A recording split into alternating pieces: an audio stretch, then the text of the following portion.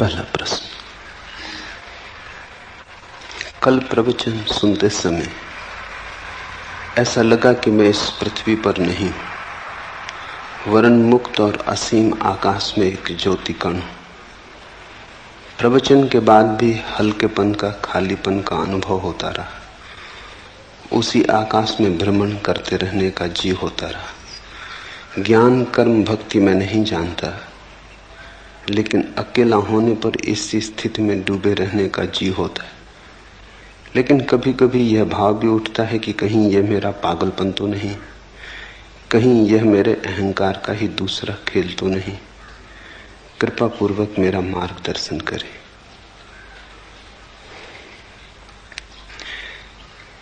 इस पृथ्वी पर हम हैं, पर इस पृथ्वी पर वस्तुतः हम न हो सकते हैं और न हम हैं। प्रतीत होता है पृथ्वी पर हम अजनबी हैं।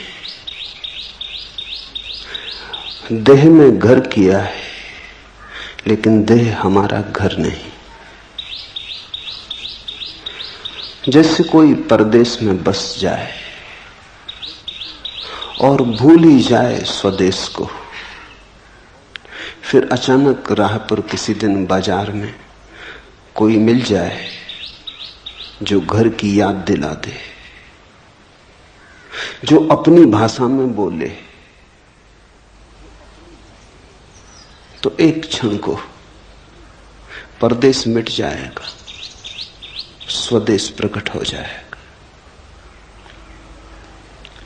शास्त्र का यही मूल्य है,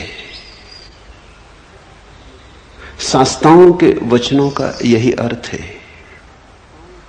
उनकी सुन के क्षण भर को हम यहां नहीं रह जाते, वहां हो जाते हैं जहां हमें होना चाहिए।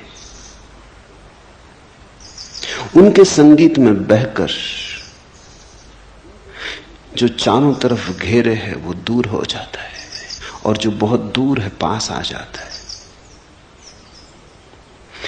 अष्टावक्र के वचन बहुत अनूठे, सुनोगे तो ऐसा बार बार होगा। बार बार लगेगा पृथ्वी पर नहीं हो, आकाश के हो गए, क्योंकि वे वचन आकाश के, वे वचन स्वदेश से आए, उस स्रोत से आए जहां से हम सबका आना हुआ है, और जहां हमें जाना चाहिए, और जहां जाए बिना हम कभी चैन को उपलब्ध ना हो सकेंगे। जहां हम हैं सराय है, घर नहीं। कितना ही मान के बैठ जाएं कि घर है, फिर भी सराय सराय बनी रहती। समझा लें, बुझा लें, भुला लें, भेद नहीं पड़ता। कांटा चुभता ही रहता, याद आती ही रहती। और कभी जब ऐसे किसी सत्य के साथ मुलाकात हो जाए जो खींच ले, जो चुंबक की तरह किसी और दूसरी दुनिया का दर्शन करा दे, तो लगेगा कि हम पृथ्वी के हिस्से नहीं रहे। ठीक लगा। कल प्रवचन सुनते समय ऐसा लगा कि मैं इस पृथ्वी पर नहीं हूं। इस पृथ्वी पर कोई भी नहीं है। इस पृथ्वी पर हम मालूम होते हैं, प्रतीति होती है। सत्यता हम आकाश में है, हमारा स्वभाव आकाश का है। आत्मा यानी भीतर का आकाश, शरीर यानी पृथ्वी। शरीर बना है पृथ्वी से, तुम बने हो आकाश से। तुम्हारे भीतर दोनों का मिलन हुआ है। तुम क्षितिज हो, जहां पृथ्वी आकाश से मिलती हुई मालूम पड़ती, लेकिन मिलती थोड़ी कभी। दूर क्षितिज मालूम पड़ता है, मिल रहा आकाश पृथ्वी से। चल पड़ो, लगता है ऐसे घड़ी दो घड़ी में पहुंच जाएंगे। चलते रहो जन्मों जन्मों तक, कभी भी उस जगह न पहुंचोगे जहां आकाश पृथ्वी से मिलता। बस मालूम होता, सदा मालूम होता, मिल रहा थोड़ी दूर आगे, बस थोड़ी दूर आगे। क्षितिज कहीं है नहीं, सिर्फ दिखाई पड़ता। जैसे बाहर क्षितिज है, वैसे ही हमारी अवस्था है। यहां भीतर भी मिलन कभी हुआ नहीं, आत्मा कैसे मिले शरीर से? मर्त्य का अमृत से मिलन कैसे हो?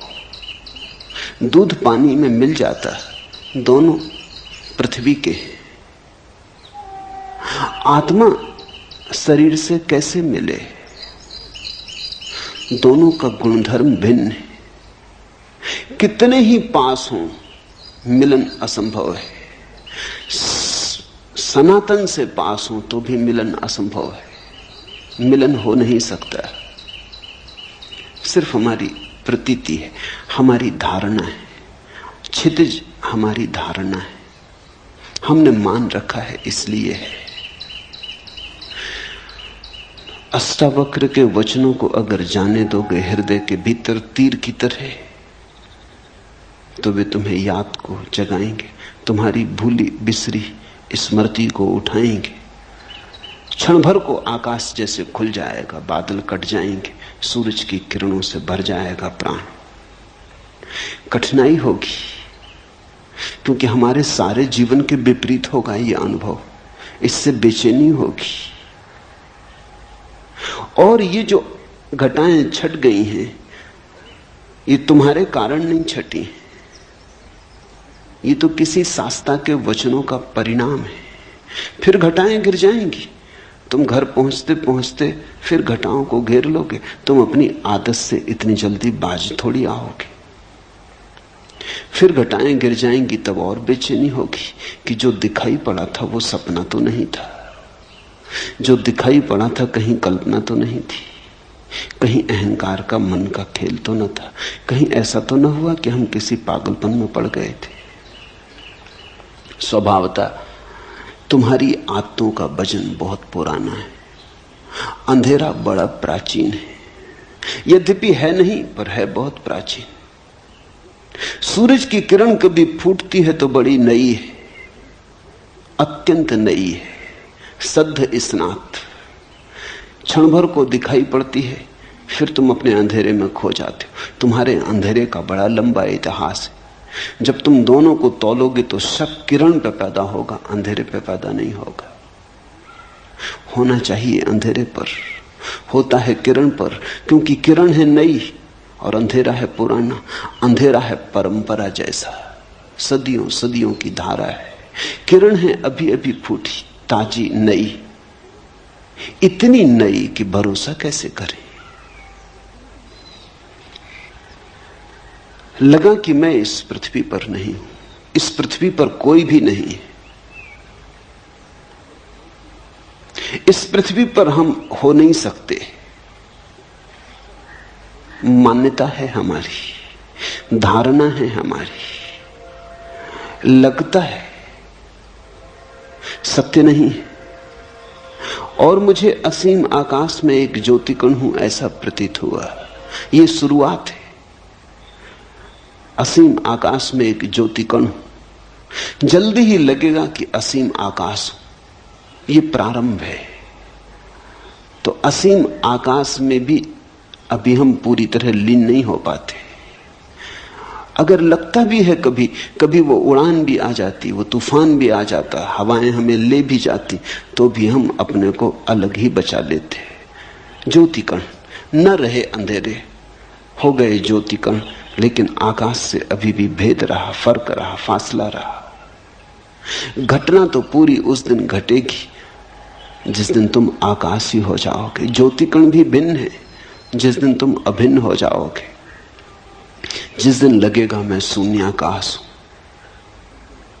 ऐसा तो कहते हैं भाषा में कि मैं शून्याकाश हूं। जब तक मैं है तब तक ये कैसे हो सकेगा? मैं है तो आकाश अलग रहेगा।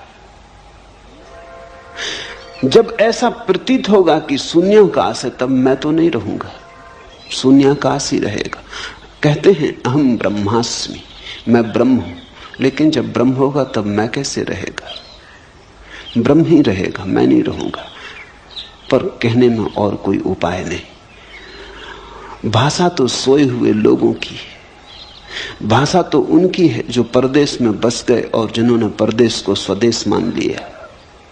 मौन ही ज्ञानियों का है, भाषा तो अज्ञानियों की है। तो जैसे ही कुछ कहो कहते ही सत्य असत्य हो जाता है। अहम ब्रह्मास्मि, मैं ब्रह्म हूं, मैं आकाश हूं, कहते ही असत्य हो गया। आकाश ही है। लेकिन यह भी कहना आकाश ही है पूरा सत्य नहीं है, क्योंकि ही बताता है कि कुछ और भी होगा, अन्यथा ही पर जोर क्यों है? आकाश है, इतने कहने में भी अड़चन है, क्योंकि जो है वो नहीं हो सकता है। हम कहते हैं मकान है, कभी मकान नहीं हो जाता है, गिर जाता है, खंडर हो जाता है। हम कहते हैं आदमी है, कभी आदमी मर जाता है। आकाश इस तरह तो नहीं है, कभी है और कभी नहीं है। आकाश तो सदा है। तो आकाश है ऐसा कहना पुनरुक्ति है। आकाश का स्वभाव ही होना है, इसलिए है को क्या दोहराना। है कहना तो उन चीजों के लिए ठीक है जो कभी नहीं भी हो जाती। मनुष्य है, एक दिन नहीं था, आज है, कल फिर नहीं हो जाएगा। हमारी है तो दो नहीं के बीच में। आकाश की है, कल भी है, आज भी है, कल भी है। दो है के बीच में है का क्या अर्थ? दो नहीं के बीच में है का अर्थ होता है। आकाश है, ये भी पुनरुक्ति है। कहें आकाश, लेकिन आकाश जब कहते हैं, शब्द जब बनाते हैं तभी भूल हो जाती। आकाश कहने का अर्थ हुआ कि कुछ और भी होगा जो आकाश से अन्यथा है, भिन्न है। अन्यथा शब्द की क्या जरूरत? अगर एक ही है तो एक कहने का भी कोई प्रयोजन नहीं। एक तो तभी सार्थक है जब दो हो, तीन हो, चार हो, संख्या हो। आकाश भी क्या कहना। इसलिए ज्ञान तो मौन है। परम ज्ञान को शब्दों तक लाना असंभव है। लेकिन हम धन्यभागी हैं कि अष्टावक्र जैसे किन्हीं पुरुषों ने अथक असंभव चेष्टा की है। जहां तक संभव हो सकता था, सत्य की सुगंध को शब्द तक लाने का प्रयास किया है। और इतना ख्याल रखना कि अष्टावक्र जैसी सफल चेतना बहुत कम है। बहुतों ने प्रयास किया है सत्य को शब्द तक लाने का, सभी हारे। हारना सुनिश्चित है, मगर अगर हारे हुए में भी देखना हो तो अष्टावक्र सबसे कम हारे, सबसे ज्यादा जीते। तो सुनोगे ठीक से तो घर की याद आएगी। सुबह कि लगा ज्योति कण हूं, तैयारी रखना खोने की। किसी दिन लगेगा ज्योति कण भी खो गया, आकाश ही बचा, तब पूरा मतवालापन छाएगा। तब डूबोगे सत्य की शराब में, तब नाचोगे, तब अमृत की पूरी झलक मिली। प्रवचन के बाद भी हल्केपन, खालीपन का अनुभव होता रहा। उसी आकाश में भ्रमण करने का जी होता रहा। यहां थोड़ी भूल हो जाती। जब भी हमें कुछ सुखद अनुभव होता है तो हम चाहते हैं फिर हो। मनुष्य का मन है बड़ा कमजोर, आकांक्षा से भर जाता, लोभ से भर जाता, प्रलोभन पैदा होता। जो भी सुखद है उसे दोहराने का मन होता। लेकिन एक बात ख्याल रखना, दोहराने में ही भूल हो जाती। जैसे ही तुमने चाहा फिर से हो, कभी ना होगा। क्योंकि जब पहली दफा हुआ था तो तुम्हारे चाहने से ना हुआ था, हो गया था, घटा था, तुम्हारा कृत्य ना था। यही तो अष्टावक्र का पूरा जोर है। सत्य घटता है, कृत्य नहीं, घटना है। सुनते सुनते हुआ था, तुम कर क्या रहे थे? सुनने का अर्थ ही होता है कि तुम कुछ भी ना कर रहे थे, तुम शून्य भाव से बैठे थे, तुम मौन थे, तुम सजग थे, तुम जागे हुए थे, सोए नहीं थे, ठीक। लेकिन तुम कर क्या रहे थे? तुम केवल ग्राहक थे। तुम्हारी चित्त की दशा दर्पण की तरह थी, जो आ जाए झलक जाए, जो कहा जाए सुन लिया जाए। तुम कुछ उसमें जोड़ ना रहे थे। अगर तुम जोड़ रहे होते तो जो घटी है बात वो कभी ना घटती। तुम व्याख्या भी ना कर रहे थे। भीतर बैठे बैठे तुम ये ना कह रहे थे कि हाँ ठीक है, गलत है, मुझसे मेल खाता नहीं मेल खाता, शास्त्र में ऐसा कहा है कि नहीं कहा है। तुम तर्क ना कर रहे थे। अगर तुम तर्क कर रहे थे तो ये घटना ना घटती। जिनने पूछा है, स्वामी ओम प्रकाश सरस्वती ने, उन्हें मैं जानता हूं।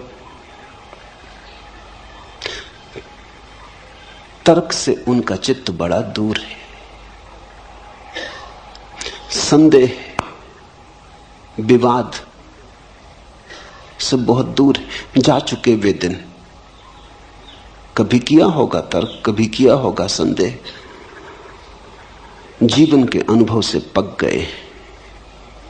अब नहीं, वो बचपना मन में रहा, इसलिए घटना घट सकी। सुन रहे थे, कुछ करना रहे थे, बैठे थे, बैठे बैठे हो गया। तो जब पहली दफा तुम्हारे बिना किए हुआ, तो दूसरी दफा अगर तुमने चाहा कि हो जाए तो बाधा पड़ जाएगी। चाहे तो उसके होने का कारण थी ही नहीं। इसलिए जब ऐसी अभूतपूर्व घटनाएं घटे तो चाहना मत। जब घटे आनंद भाव से स्वीकार कर लेना, जब न घटे तो शिकायत मत करना, मांगना मत। मांगे कि चूके। मांगने जबरदस्ती, आग्रह, घटना चाहिए। एक दफा घट गया तो अब क्यों नहीं घटता है? ऐसा रोज होता है। जब यहां लोग ध्यान करने आते हैं, शुरू में ताजे और नए होते, कोई अनुभव नहीं होता तो घट जाता है। ये बड़ी हैरानी की बात है। इसे तुम समझना, अष्टावक्र को समझने में इससे सहायता मिलेगी। ये मेरे रोज का अनुभव है। जब लोग नए ताजे आते हैं और ध्यान का उन्हें कोई अनुभव नहीं होता तो घट जाता है। घट जाता तो आह्लाद से भर जाते, मगर वहीं गड़बड़ हो जाती। फिर मांग शुरू होती, आज जो हुआ कल हो, न केवल हो बल्कि और ज्यादा हो। फिर नहीं घटता। फिर वो मेरे पास आके रोते हैं, वो कहते हैं हुआ क्या, कहां भूल हो गई? पहले घटा, अब नहीं घट रहा है। भूल यही हो गई कि पहले जब घटा तो तुमने मांगा न था, अब तुम मांग रहे हो। अब तुम्हारा मन निर्दोष ना रहा, मांगने दूषित किया। अब तुम सरल ना रहे, अब तुम खुले ना रहे, मांगने द्वार दरवाजे बंद किए। आकांक्षा जग गई, आकांक्षा ने सब विकृत कर दिया। वासना खड़ी हो गई, लोभ पैदा हो गया। ऐसा रोज होता है। जो लोग बहुत दिन से ध्यान कर रहे हैं, बहुत तरह की प्रक्रियाएं कर रहे हैं, उन्हें ध्यान बड़े मुश्किल से लगता है। उनका अनुभव बाधा बनता है। कभी कभी कोई चला आता है ऐसे ही तरंगों में बहता हुआ। कोई मित्र आता था, उसने कभी सोचा भी नहीं ध्यान का। कोई मित्र आता था, उसने सोचा चलो चले चले देखें क्या है। कुतूहलवश चला आया था। कोई वासना न थी, कोई अध्यात्म की खोज भी न थी, कोई चेष्टा भी न थी, ऐसे ही चला आया था। औरों को ध्यान करते देख तरंग आ गई, सम्मिलित हो गया, घट गए। चौंका आदमी, मैं तो आया ही नहीं था ध्यान करने और ध्यान हो गया। बस फिर अड़चन। अब दोबारा जब आता है तो आकांक्षा है, मन में रस है, फिर से हो, लोभ है, पुनरुक्ति का भाव है। मन आ गया, मन ने सब खेल खराब कर दिए। जहां मन नहीं है वहां घटता है। ध्यान रखना, मन पुनरुक्ति की वासना है। जो हुआ सुखद फिर से हो, जो हुआ दुखद फिर कभी ना हो, यही तो मन है। मन चुनाव करता है, ये हो और ये ना हो, ऐसा बार बार हो और ऐसा अब कभी ना हो, यही तो मन है। जब तुम जीवन के साथ बहने लगते, जो हो ठीक, जो ना हो ठीक। दुख आए तो स्वीकार, दुख आए तो विरोध नहीं, सुख आए तो स्वीकार, सुख आए तो उन्माद नहीं। जब सुख और दुख में कोई सम होने लगता है, समता आने लगती है, जब सुख और दुख धीरे धीरे एक ही जैसे मालूम होने लगते हैं, क्योंकि कोई चुनाव ना रहा, अपने हाथ की कोई बात ना रही, जो होता है होता है, हम देखते रहते हैं। इसको अष्टावक्र कहते हैं साक्षी भाव। और वो कहते हैं साक्षी भाव सदा तो सब सदा। साक्षी भाव साक्षी को जगाता, भीतर बाहर समता ले आता है। समत्व साक्षी भाव की छाया है। या तुम समत्व में उपलब्ध हो जाओ तो साक्षी भाव चला आता है। वे दोनों साथ साथ चलते, वे एक ही घटना के दो पैर या दो पंख हैं। उसी आकाश में भ्रमण करने का जी होता रहता है। इससे सावधान होना,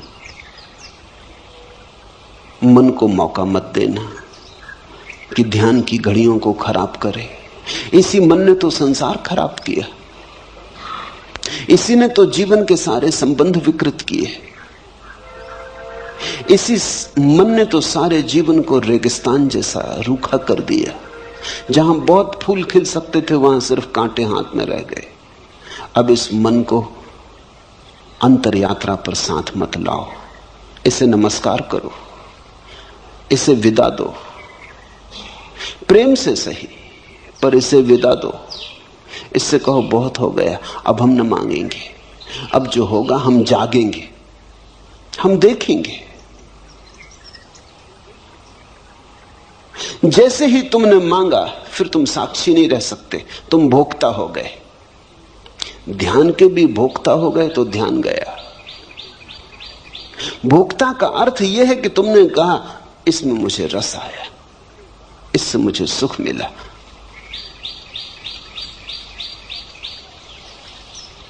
ज्ञान कर्म भक्ति में नहीं जानता, लेकिन अकेला होने पर इसी स्थिति में डूबे रहने का जी होता है। छोड़ो इस जी को और तुम डूबोगे इसी स्थिति में। अकेले ही नहीं, भीड़ में भी रहोगे तो डूबोगे, बाजार में भी रहोगे तो भी डूबोगे। ये स्थिति का कोई संबंध अकेले और भीड़ से नहीं है, मंदिर और बाजार से नहीं है, एकांत समूह से नहीं है। इस स्थिति का संबंध तुम्हारे चित्त के शांत होने से, सम होने से। जहां भी शांति समता होगी ये घटना घटेगी, लेकिन तुम इसको मांगो मत, अन्यथा यही अशांति बन जाएगी, यही तनाव बन जाएगी। अष्टावक्र कहते अभी और यहीं। मांग तो सदा कल के लिए होती, मांग तो अभी और यहीं नहीं हो सकती। मांग का स्वभाव वर्तमान में नहीं ठहरता। मांग का अर्थ ही है हो, कल हो, घड़ी भर बाद हो, क्षण भर बाद हो। मांग अभी तो नहीं हो सकती। मांग के लिए तो समय चाहिए, थोड़ा ही सही पर समय चाहिए, और भविष्य है नहीं।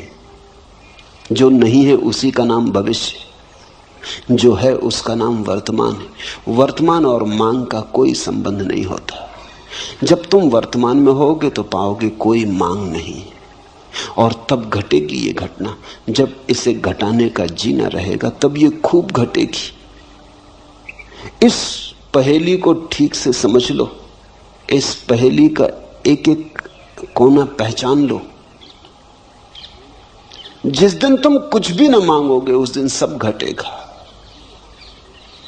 जिस दिन तुम परमात्मा के पीछे दीवाने होकर न दौड़ोगे वो तुम्हारे पीछे चला आएगा। जिस दिन तुम ध्यान के लिए आतुरता न दिखाओगे, तुम्हारे भीतर कोई तनाव न होगा, उस दिन ध्यान ही ध्यान से भर जाओगे। ध्यान कहीं बाहर से थोड़ी आता। जब तुम तनाव में नहीं हो तो जो तुम्हारे भीतर शेष रह जाता उसका नाम ध्यान है। जब तुम्हारे भीतर वासना नहीं है तो जो शेष रह जाता उसका नाम ध्यान है। झील है, तरंगें उठ रही, हवा के झकोरे, झील का पूरी छाती तूफान से भर गई, आंधी है, सब उथल पुथल हो रही है। आकाश में चांद है पूरा, लेकिन प्रतिबिंब नहीं बनता क्योंकि झील कप रही। दर्पण कैसे बने? चांद का प्रतिबिंब बनता है, टूट टूट जाता, हजार हजार टुकड़ों में चांदी फैल जाती पूरी झील पर, लेकिन चांद का प्रतिबिंब नहीं बनता है। झील शांत हो गई, लहरें कहीं चली गई, लहरें कहीं से आई थी, लहरें झील की थी, फिर सो गई, झील में वापस उतर गई। झील अपनी स्थिर अवस्था में आ गई। वो जो चांदी की तरह फैल गया चांद था, झील की छाती पर सिकुड़ आया एक जगह, ठीक प्रतिबिंब बनने लगा। जैसे ही तुम्हारे मन की झील पे तरंगें नहीं होती, तरंग यानी वासना, तरंग यानी मांग, तरंग यानी ऐसा हो और ऐसा ना हो। जब कोई तरंग मन की झील पे नहीं होती तो सत्य जैसा है वैसा ही प्रतिबिंबित होता है। तो जो बनता है चांद तुम्हारे भीतर, उसके सौंदर्य का क्या कहना, उसके रस का क्या कहना। रसधार बरसती, मिलन होता, फिर सुहागरात ही सुहागरात है। लेकिन तुमने मांगा कि चूक हो जाएगी, और मैं समझता हूं मांग बिल्कुल स्वाभाविक मालूम होती। बड़ी अड़चन है, इतना सुख मिलता है ऐसी घड़ियों में कि कैसे बचे न मांगने से। मानवीय है, मैं ये नहीं कहता कि तुमने कुछ बड़ी अमानवीय भूल की, बिल्कुल मानवीय भूल है। कभी जब क्षण भर को झरोखा खुल जाता है और आकाश बहता है तुम में, कभी क्षण भर को जब अंधेरा टूटता है और किरणें उतरती, तो असंभव है, करीब करीब असंभव है कि इसे न मांगो, लेकिन यह असंभव सीखना पड़ेगा।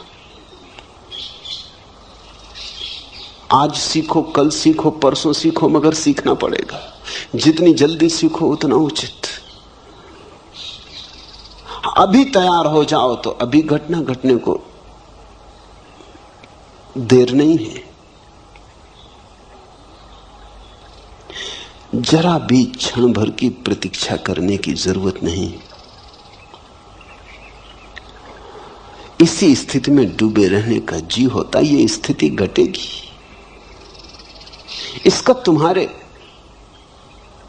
चित्त से कुछ लेना देना नहीं है। इसलिए तुम अपने चित्त को पीछे छोड़ो।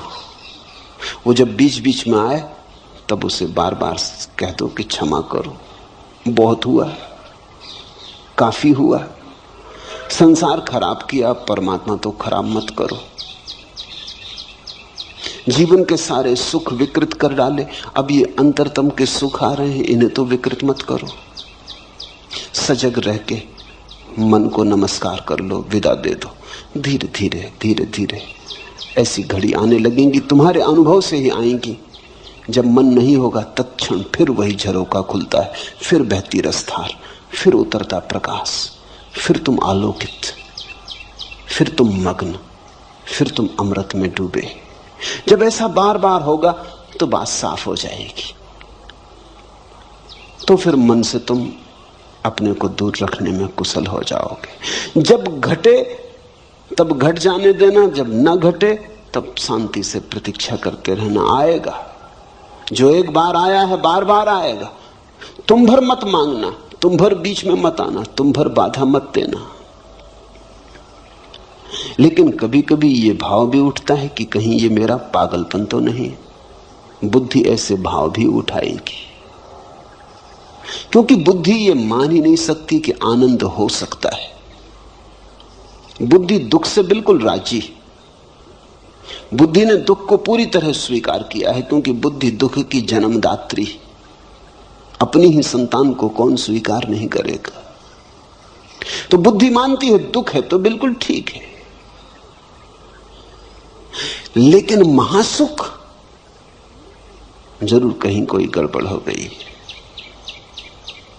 ऐसा कहीं होता है, कोई कल्पना हो गई, कोई सपना देखा, किसी देवा स्वप्न में खो गए, किसी सम्मोहन में उतर गए, जरूर कहीं कुछ पागलपन हो गया है। बुद्धि ऐसे बार बार कहेगी, इसे सुनना मत, इस पर ध्यान मत देना। अगर इस पर ध्यान दिया तो वे घटनाएं बंद हो जाएंगी, वे द्वार झरोखे फिर कभी ना खुलेंगे। एक बात ख्याल में रखना, आनंद सत्य की परिभाषा है। जहां से आनंद मिले वहीं सत्य है। इसलिए तो हमने परमात्मा को सच्चिदानंद कहा है। आनंद उसकी आखिरी परिभाषा है। सत्य से भी ऊपर, चित्त से भी ऊपर आनंद को रखा है, सच्चिदानंद कहा है। सत्य एक सीढ़ी नीचे, चित्त एक सीढ़ी नीचे, आनंद परम। जहां से आनंद बहे, जहां से आनंद मिले, फिर तुम चिंता मत करना, सत्य के करीब हो। जैसे कोई बगीचे के करीब आता है तो हवाएं ठंडी हो जाती, पक्षियों के गीत सुनाई पड़ने लगते, शीतलता अनुभव होने लगती। तो बगीचा दिखाई भी ना पड़े तो भी अनुभव में आने लगता है कि राह ठीक है, बगीचे की तरफ पहुंच रहे हैं।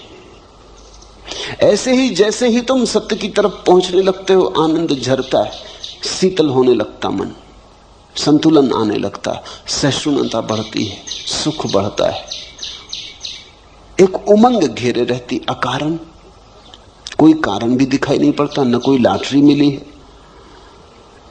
न कोई धंधे में बड़ा लाभ हुआ है, न कोई बड़ा पद मिला है।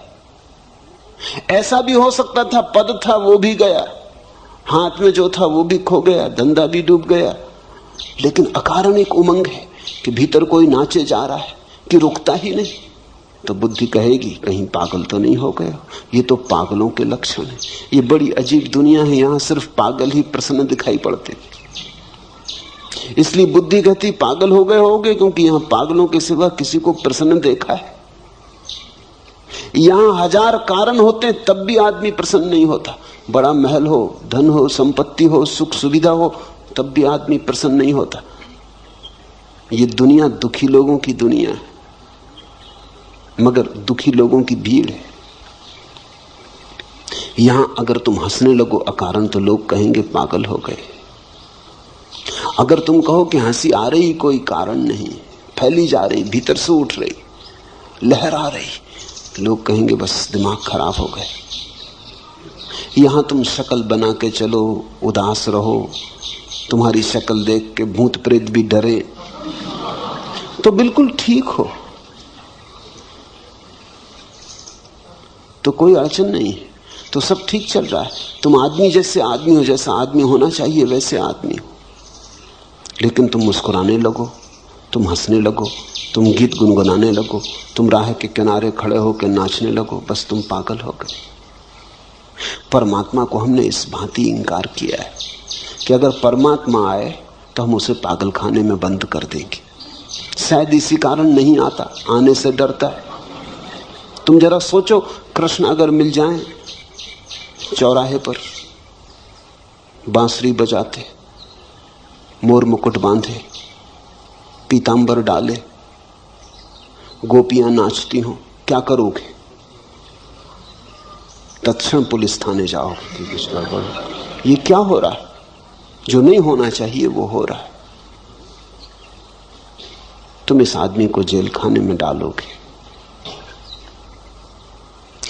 आनंद निष्कासित कर दिया गया है। हमने आनंद को जीवन के बाहर कर दिया है। हम दुख को छाती से लगा के बैठे। यहां दुखी आदमी बुद्धिमान मालूम होता है, यहां आनंदित आदमी पागल मालूम होता है।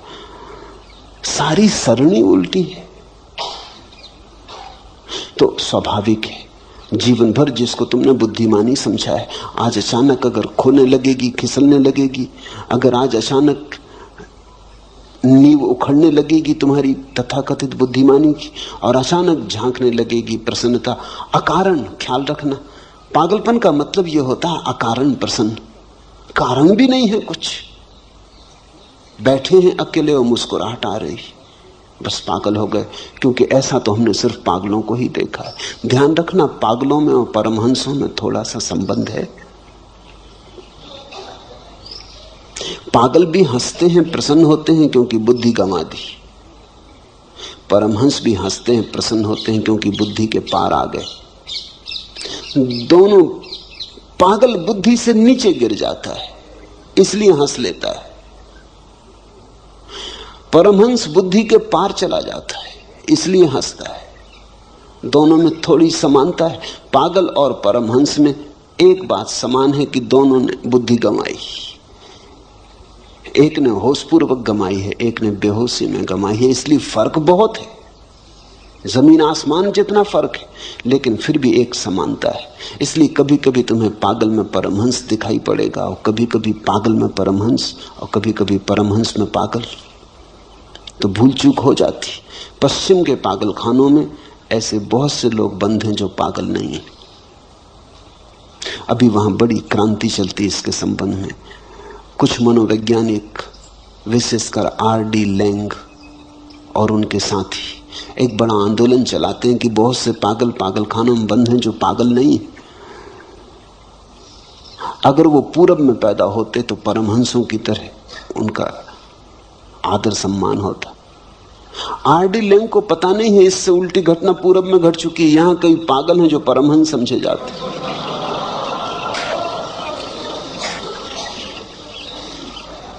मगर आदमी आदमी है। यहां पूरब में कई पागल परमहंस समझ लिए गए, मगर भूल चूक होती क्योंकि दोनों की सीमाएं एक दूसरे पे पड़ जाती। तो ये शक स्वाभाविक है। एक ही बात ख्याल रखना है इसमें, आनंद बढ़ रहा हो घबराना मत। मगर आनंद पागलपन के कारण भी बढ़ सकता है। तो सुरक्षा की कसौटी क्या है? सुरक्षा की कसौटी यह है, तुम्हारा आनंद बढ़ रहा हो और तुम्हारे कारण किसी का दुख न बढ़ रहा हो तो बेफिक्री से जाना। तुम्हारा आनंद किसी की हिंसा, किसी पे आक्रमण, किसी को दुख देने पर निर्भर ना हो तो फिर पागलपन से डरने की कोई वजह नहीं है। अगर पागल भी हो रहे तो ये पागलपन बिल्कुल शुभ है, ठीक है। फिर बेझिझक इसमें प्रवेश कर जाना। डरने का कारण तो तभी है जब तुम किसी को नुकसान पहुंचाने लगो। तुम्हारे नाच से किसी को कोई बाधा नहीं है, लेकिन कोई सो रहा है, तुम उसकी छाती पे जाकर ढोल बजाकर नाचने लगो। तुम नाचो, इससे कुछ अड़चन नहीं है। तुम गुनगुनाओ राम का नाम, ये ठीक है, लेकिन माइक लगा के आधी रात में और तुम अखंड कीर्तन शुरू कर दो तो तुम पागल। हालांकि कोई तुमको पागल नहीं कह सकता, क्योंकि रामधुन कर रहे हैं, ऐसे कई पागल कर रहे हैं। वो कहते हैं अखंड कीर्तन कर रहे हैं, 24 घंटे की कथा की। सो न सो तुम्हारी मर्जी। अगर तुम बाधा डालो तो अधार्मिक हो। इतना ही ख्याल रखना, तुम्हारा आनंद हिंसात्मक ना हो, बस ये पर्याप्त है। तुम्हारा आनंद तुम्हारा निजी हो, इसके कारण किसी के जीवन में कोई बाधा ना पड़े, कोई पत्थर ना पड़े। तुम्हारा फूल खिले, लेकिन तुम्हारे फूल के खिलने के कारण किसी को कांटे न चुभे। इतना ही भर ख्याल रहे तो तुम ठीक दिशा में जा रहे हो। जहां तुम्हें लगे कि अब दूसरों को बाधा होने लगी, वहां थोड़े सावधान होना। वहां परमहंस की तरफ न जाके तुमने पागलपन का रास्ता पकड़ लिया। ओम प्रकाश से किसी को कोई दुख नहीं। बेझिझक बेधड़क जा सकते हो।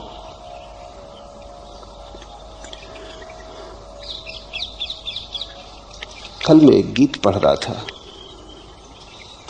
जो कुछ सुंदर था प्रेम काम में, जो अच्छा मंजा नया था सत्यसार, मैं बीन बीन कर लाया नैवेद्य चढ़ाया, पर यह क्या हुआ सब पड़ा पड़ा कुम्हलाया, सूख गया मुरझाया, कुछ भी तो उसने हाथ बढ़ाकर नहीं लिया।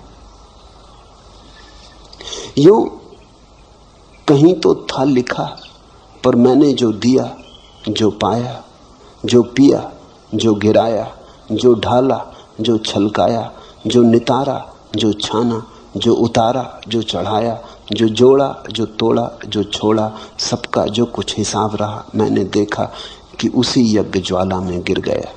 और उसी क्षण मुझे लगा कि अरे मैं तिर गया, ठीक है, मेरा सिर फिर गया। तिरता है आदमी सिर के फिरने से। परमात्मा को तुम चढ़ाओ चुन चुन के चीजें, अच्छी अच्छी चीजें, उससे कुछ ना होगा जब तक कि सिर ना चढ़े। सुनो, फिर जो कुछ सुंदर था प्रेम काम में, जो अच्छा मंजा नया था, सबके सार मैं बीन बीन कर लाया, नैवेद्य चढ़ाया। पर यह क्या हुआ? सब पड़ा पड़ा कुम्हलाया, सूख गया मुरझाया, कुछ भी तो उसने हाथ बढ़ाकर नहीं लिया। तुम ले आओ सुंदरतम को खोजकर, बहुमूल्य को खोजकर, चढ़ाओ कोहिनूर, कुम्हलाएंगे। तोड़ो फूल कमल के, गुलाब के, चढ़ाओ कुम्हलाएंगे। एक ही चीज वहां स्वीकार है, वो तुम्हारा सिर, वो तुम्हारा अहंकार, वो तुम्हारी बुद्धि, वो तुम्हारा मन। अलग अलग नाम है, बात एक ही है। वहां चढ़ाओ अपने को। और उसी क्षण मुझे लगा कि अरे मैं तिर गया, ठीक है, मेरा सिर फिर गया। लोग तो यही कहेंगे, ओम प्रकाश के सिर फिर गया। कहने दो लोगों को, लोगों के कहने से कोई चिंता नहीं। जब लोग तुमसे कहते हैं सिर फिर गया, तो वो इतना ही कर रहे हैं कि अपने सिर की रक्षा कर रहे हैं, और कुछ नहीं। जब लोग तुमसे कहते हैं तुम्हारा सिर फिर गया, तो वो ये कह रहे हैं कि बचाओ हमें, इधर इस तरफ मत आओ, हमें मत सुनाओ ये गीत, मत ये हंसी हमारे द्वार लाओ, मत दिखाओ हमें ये आंखें मदमस्त, ये खबरें मत कहो हमसे। घबराहट है उनकी, भीतर उनके भी यही राग है, भीतर उनके भी ऐसी ही वीणा पड़ी है जो प्रतीक्षा करती जन्मों जन्मों से कि कोई छेड़ दे, मगर डर है, घबराहट है। बहुत कुछ उन्होंने झूठे जगत में बनाया है, बसाया है, कहीं उखड़ ना जाए। मैं इलाहाबाद में था, एक मित्र मेरे सामने ही बैठ के मुझे सुन रहे थे। लाखों लोगों ने मुझे मेरे सामने बैठ के सुना है, बहुत कम ऐसे लोग हैं जिन्होंने इतने भाव से सुना हो जैसा भाव से वो सुन रहे थे। उनकी आंखों से आंसुओं की धार बह रही थी। अचानक बीच में उठे, सभा भवन छोड़ के चले गए। मैं थोड़ा चौंका, ये क्या हुआ? पूछताछ की, संयोजक को कहा, वो बड़े प्रसिद्ध व्यक्ति थे, मैं तो जानता नहीं था। साहित्यकार थे, कवि थे, लेखक थे। संयोजक ने उनके घर जाके पूछा, उन्होंने कहा बाबा माफ करो, मैं घबरा गया। 20 मिनट के बाद मैंने कहा अब यहां से भाग जाना उचित, अगर थोड़ी देर और रहा तो कुछ से कुछ हो जाएगा। इस आदमी का तो सिर फिरा है, मेरा फिरा देखा।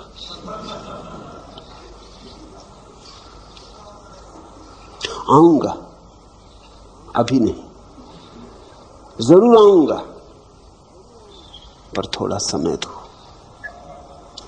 और 2 रात से मैं सो नहीं सका हूं और बातें मेरे मन में गूंज रही।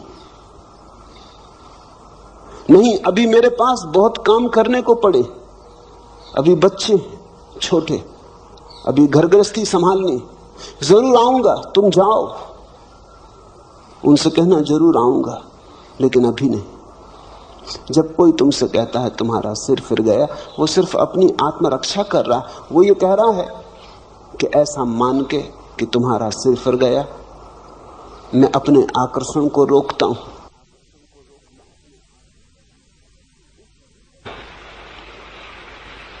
उसके भीतर भी अदम्य आकांक्षा है। कौन है ऐसा जो परमात्मा को खोजने नहीं चला है? कौन है ऐसा जो आनंद का प्यासा नहीं है? कौन है ऐसा जिससे सत्य की अभीप्सा नहीं? ऐसा कभी कोई हुआ ही नहीं। जिनको तुम नास्तिक कहते हो वे ही लोग हैं जो घबरा गए। वे ही लोग हैं जो कहते हैं नहीं, कोई परमात्मा नहीं। क्योंकि परमात्मा को इंकार न करें तो खोज पर जाना होगा। मेरा अपना अनुभव यह है कि नास्तिक के भीतर तथाकथित आस्तिकों से सत्य की खोज की ज्यादा गहरी आकांक्षा होती। वो मंदिर जाने से डरता है, तुम डरते ही नहीं। तुम डरते नहीं क्योंकि तुम्हारे भीतर कोई ऐसी प्रबल आकांक्षा नहीं कि तुम पगला जाओगे। तुम मंदिर हो आते हो जैसे तुम दुकान चले जाते हो। तुम मंदिर के बाहर भीतर हो लेते हो, तुम पे कुछ असर नहीं होता है। नास्तिक वैसा व्यक्ति है जो जानता है अगर मंदिर गया तो वापस न लौट सकेगा।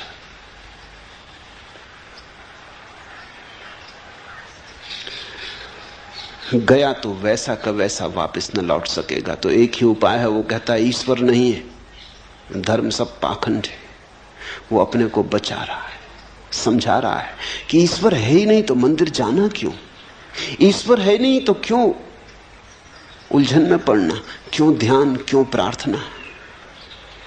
मेरे देखे नास्तिक के भीतर आत्मरक्षा चल रही है। मैंने अब तक कोई नास्तिक नहीं देखा जो वस्तुतः नास्तिक हो। आदमी नास्तिक हो कैसे सकता है? नास्तिक का तो अर्थ हुआ कि कोई आदमी नहीं के भीतर रहने का प्रयास कर रहा है। नहीं के भीतर कोई रह कैसे सकता है? नास्ति में कोई जी कैसे सकता है? जीने के लिए हां चाहिए। नहीं में कहीं फूल खिलते? हां चाहिए, स्वीकार चाहिए। जीवन में जितना स्वीकार होता है उतने ही फूल खिलते, लेकिन सीमा के बाहर फूल न खिल जाएं इससे भय होता है। कहीं फूल इतने न खिल जाएं कि मैं उन्हें संभाल ना पाऊं। कल रात एक युवक ने मुझे कहा कि अब मुझे बचाएं, ये जरूरत से ज्यादा हुई जा रही बात। मैं इतना प्रसन्न हूं कि लगता है मैं टूट जाऊंगा। इतना आनंद है कि लगता है मैं संभाल ना पाऊंगा। ये मेरे हृदय का पात्र छोटा है, मुझे बचाएं। मैं इसके ऊपर से बाहर जा रहा हूं। ये मेरी सीमाएं सब टूटी जा रही हैं और मुझे डर है कि अगर मैं इसके साथ बह गया तो फिर लौट ना पाऊंगा। नियंत्रण कहीं खो ना जाए, ये भय। अहंकार दुख के साथ भली भांति जी लेता है क्योंकि दुख में नियंत्रण नहीं खोता। कितने ही तुम रो दुख में, तुम अपने मालिक रहते हो। नियंत्रण खोता है आनंद में। सीमा टूटती आनंद में, दुख में कभी कोई सीमा नहीं टूटती। नरक में भी सीमा नहीं टूटती। तुम नरक में भी पड़े रहो तो भी तुम अपने भीतर मजबूत रहते हो। सीमा टूटती है स्वर्ग में, वहां नियंत्रण खो जाता है। जहां नियंत्रण खोता वहां अहंकार खो जाता है। जहां नियंत्रण खोता वहां बुद्धि की पकड़ खो जाती, तर्क का जाल खो जाता। वही हो रहा है। घबराना मत, तिरने का क्षण करीब आ रहा है, लेकिन सिर फिरे बिना कोई कभी तिरा नहीं।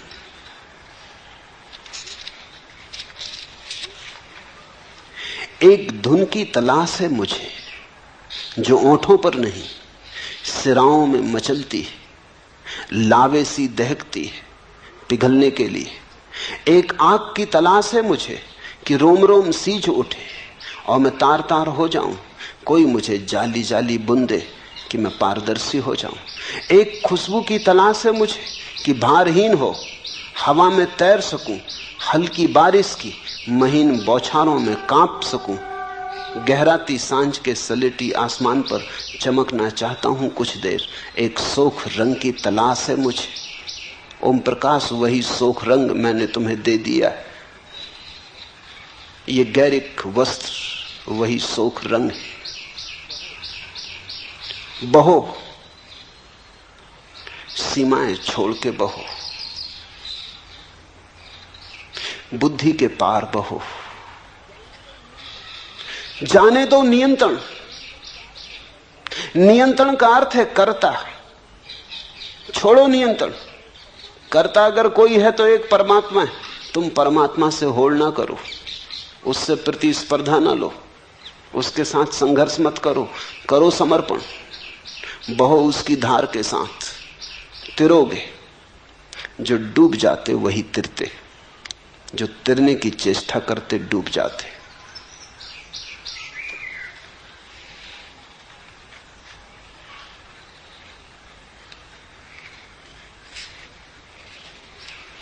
दूसरा प्रश्न, सदा से खोजियों का यह अवलोकन रहा है कि परमात्मा उपलब्धि अत्यंत दुस्साध्य घटना है, लेकिन आप जैसे बुद्ध पुरुष सदा से इस बात पर जोर देते रहे हैं कि परमात्मा अभी और यहीं घट सकता है। क्या बार बार यह कहना एक चुनौती और एक प्रयास करने की एक विधि है, एक उपाय है? सत्य है यही, न तो विधि है और न उपाय। तुम्हारा ऐसा पूछना बचने की विधि और उपाय है।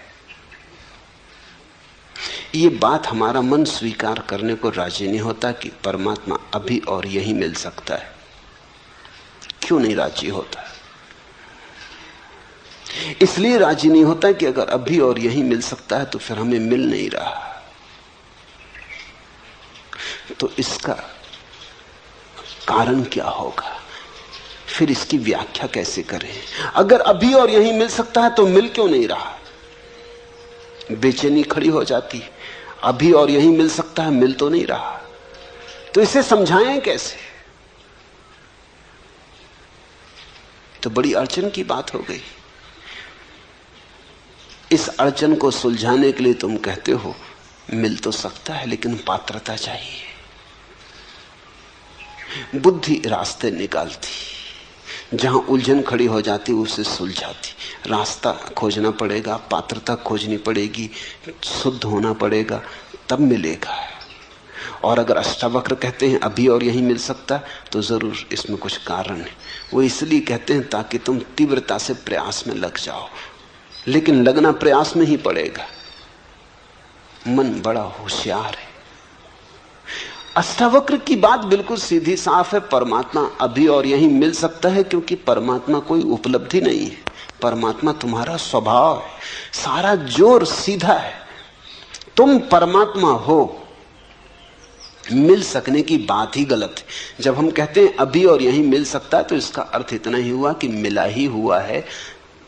जरा आंख खोलो और देखो। मिल सकते की भाषा ठीक नहीं है।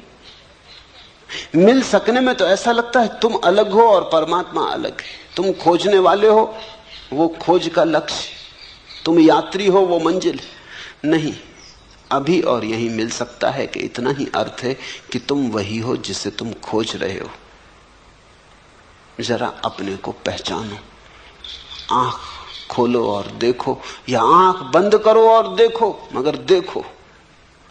थोड़े दृष्टि की बात है, पात्रता की नहीं। पात्रता का तो अर्थ हुआ कि परमात्मा भी सौदा है। जैसे तुम बाजार में जाते हो तो कोई चीज 1000 रुपए की है, कोई लाख रुपए की है, कोई 10 लाख रुपए की है, हर चीज का मूल्य है। तो पात्रता का तो अर्थ हुआ कि परमात्मा का भी मूल्य है। जो पात्रता अर्जित करेगा, मूल्य चुकाएगा, उसे मिलेगा। तुम परमात्मा को भी बाजार में एक वस्तु बना देना चाहते हो। त्याग करोगे, तपस्या करोगे तो मिलेगा, मूल्य चुकाओगे तो मिलेगा। मुफ्त कहीं मिलता है। तुम परमात्मा को खींच के दुकान पर रख देते हो, डब्बे में बंद कर देते हो, दाम लिख देते हो। तुम कहते हो इतने उपवास करो, इतना ध्यान करो, इतनी तपस्या करो, धूप में तपो, सर्दी आतप सहो, तब मिलेगा। कभी इस पर तुमने सोचा कि ये तुम क्या कह रहे हो? तुम ये कह रहे हो कि तुम्हारे कुछ करने से परमात्मा के मिलने का संबंध हो सकता है। तुम जो करोगे वो तुम्हारा किया ही होगा। तुम्हारा किया तुमसे बड़ा नहीं हो सकता। तुम्हारी तपस्या तुम्हारी ही होगी। तुम जैसी ही दीन, तुम जैसी ही मलिन, तुम्हारी तपस्या तुमसे बड़ी नहीं हो सकती। और तपस्या से जो मिलेगा उसकी भी सीमा होगी, क्योंकि सीमित से सीमित ही मिल सकता, असीम नहीं। तपश्चर्या से जो मिलेगा वो तुम्हारे ही मन की कोई धारणा होगी, परमात्मा नहीं। अष्टावक्र कह रहे हैं कि परमात्मा तो है ही, वही तुम्हारे भीतर धड़क रहा, वही तुम्हारे भीतर श्वास ले रहा, वही जन्मा है, वही विदा होगा, वही अनंत काल से अनंत अनंत रूपों में प्रकट हो रहा है। कहीं वृक्ष है, कहीं पक्षी है, कहीं मनुष्य है। परमात्मा है, उसके अतिरिक्त कुछ भी नहीं। इस सत्य की प्रतिभिज्ञा, इस सत्य का स्मरण। मैंने सुना है एक सम्राट अपने बेटे पर नाराज हो गया, उसे देश निकाला दे दिया। सम्राट का बेटा था, कुछ और तो करना जानता नहीं था, क्योंकि सम्राट के बेटे ने कभी कुछ किया न था, भीख ही मांग सकता था। जब कोई सम्राट न रह जाए तो भिखमंगे के सिवा और कोई उपाय नहीं बचता। भीख मांगने लगा। 20 वर्ष बीत गए, भूल ही गया। अब 20 वर्ष कोई भीख मांगे तो याद रखना कि मैं सम्राट हूं, असंभव, कष्टपूर्ण होगा। भीख मांगने में कठिनाई पड़ेगी। यही उचित है कि भूल ही जाओ। वो भूल ही गया था, अन्यथा भीख कैसे मांगे? सम्राट और भीख मांगे, द्वार द्वार दरवाजे दरवाजे भिक्षा पात्र लेके खड़ा हो, होटल में रेस्तरां के सामने भीख मांगे, जूठन मांगे।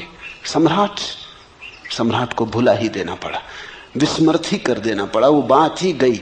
वो जैसे अध्याय समाप्त हुआ, वो जैसे कि कहीं कोई सपना देखा होगा, कि कोई कहानी पढ़ी होगी, कि फिल्म देखी होगी, अपने से क्या लेना देना।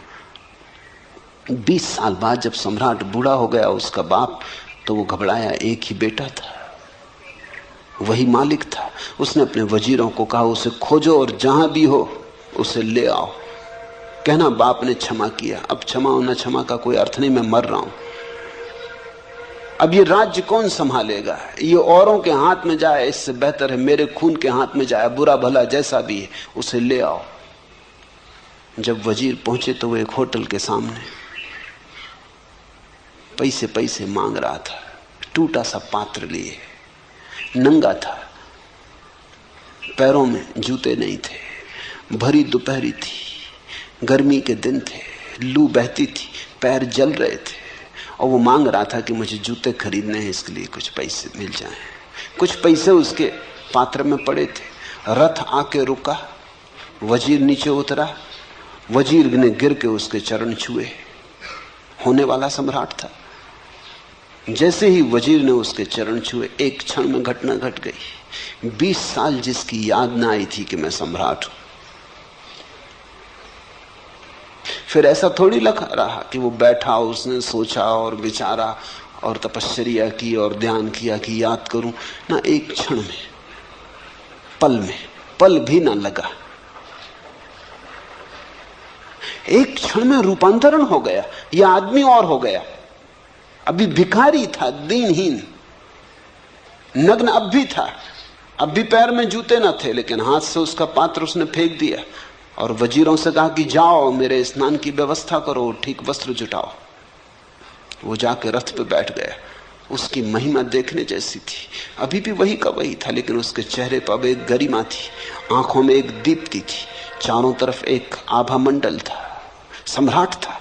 याद आ गई, बाप ने बुलावा भेज दिया। ठीक ऐसा ही है। अष्टावक्र जब कहते कि अभी और यहीं, तो वो यही कहते हैं कितने, चलो 20 साल नहीं, 20 जन्म से देश निकाले पे रहे, भीख मांगी बहुत, भूल गए बिल्कुल, याद को बिल्कुल सुला दिया, सुलाना ही पड़ा। न सुलाते तो भीख मांगनी मुश्किल हो जाती। द्वार द्वार दरवाजे दरवाजे भिक्षा पात्र लेके घूमे। अष्टावक्र ये कह रहे हैं, आ गया बुलावा, जागो, भिखमंगे तुम नहीं हो, सम्राट के बेटे हो। अगर कोई ठीक से सुन लेगा तो घटना सुनने में ही घट जाएगी। यही अष्टावक्र गीता का महात्म्य है, महिमा है। कोई आग्रह नहीं कि कुछ करो, सिर्फ सुन लो। सिर्फ सत्य को पहुंचने दो तुम्हारे हृदय तक, बाधा मत बनो, ग्राहक रहो, सिर्फ सुन लो, पहुंच जाए ये तीर तुम्हारे हृदय में, इसकी चोट बस पर्याप्त, जन्मों जन्मों की विस्मृति टूट जाएगी, स्मरण लौट आएगा, तुम परमात्मा हो। इसलिए वे कहते हैं अभी और यहीं। अब तुम तरकीबें मत खोजो, तुम कहते हो शायद ये विधि होगी, उपाय होगा कि लोगों की त्वरा बढ़े, तीव्रता बढ़े। स्वामी योग चिन्मय ने पूछा है, चिन्मय के पास, चिन्मय की बुद्धि में चेष्टा, प्रयास, तप जरूरत से ज्यादा है। साधारण योगी की जो पकड़ होती वैसी पकड़ है। ये अष्टावक्र के वचन साधारण योगी के लिए नहीं है, असाधारण प्रज्ञावान जो सुन के ही जाग जाए। जिनमें थोड़े हठ योगी, काफी पिटाई हो तो थोड़े बहुत चलेंगे, कोड़ी को देख के, उसकी छाया को देख के नहीं चल सकते। हंसना मत, क्योंकि जिनमें जैसे ही अधिक लोग हैं। हंस के तुम ये मत सोचना कि तुमने हंस लिया तो तुम चिन्मय से भिन्न हो, कि देखो तुम तो हंसे। चिन्मय ने कम से कम हिम्मत करके पूछा, तुमने पूछा नहीं, बस इतना ही फर्क है। हो तुम भी वही। ये अष्टावक्र की गीता पूरी हो जाएगी, और अगर तुम परमात्मा न हो गए तो समझ लेना कि वहीं हो, कोई फर्क नहीं। अगर इस सुनने में तुम जाग जाओ और परमात्मा हो जाओ तो ही कोड़े की छाया ने काम किया। सदा से खोजियों का यह अवलोकन रहा है कि परमात्मा उपलब्धि अत्यंत दुसाध्य घटना है। खोजी शुरू से ही भ्रांत है। खोजी का अर्थ ही यह है कि वो मान लिया है कि परमात्मा को खोजना है, कि परमात्मा को खो दिया है। उसने एक बात तो मान ली कि खो दिया परमात्मा को। ये भी कोई बात हुई कि खो दिया परमात्मा को? परमात्मा को खो कैसे सकते हो? मेरे पास लोग आते, वो कहते परमात्मा खोजना। मैं कहता हूं चलो ठीक, खोजो, लेकिन खोया कहां, कब खोया? वो कहते इसका तो कुछ पता नहीं, पहले इसका तो तुम ठीक से पता कर लो, कहीं ऐसा ना हो कि खोया ही ना हो। कभी कभी ऐसा हो जाता है कि चश्मा नाक पे चढ़ा है और उसी चश्मे से देख के चश्मा खोज रहे हैं।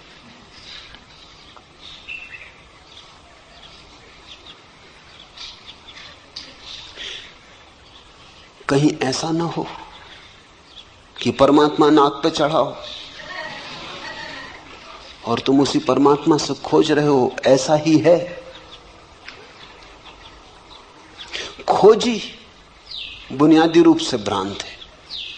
उसने एक बात तो मान ली कि परमात्मा खो दिया है, या परमात्मा को अब तक खोजा नहीं, पाया नहीं, वो कहीं दूर है, उसे खोजना है।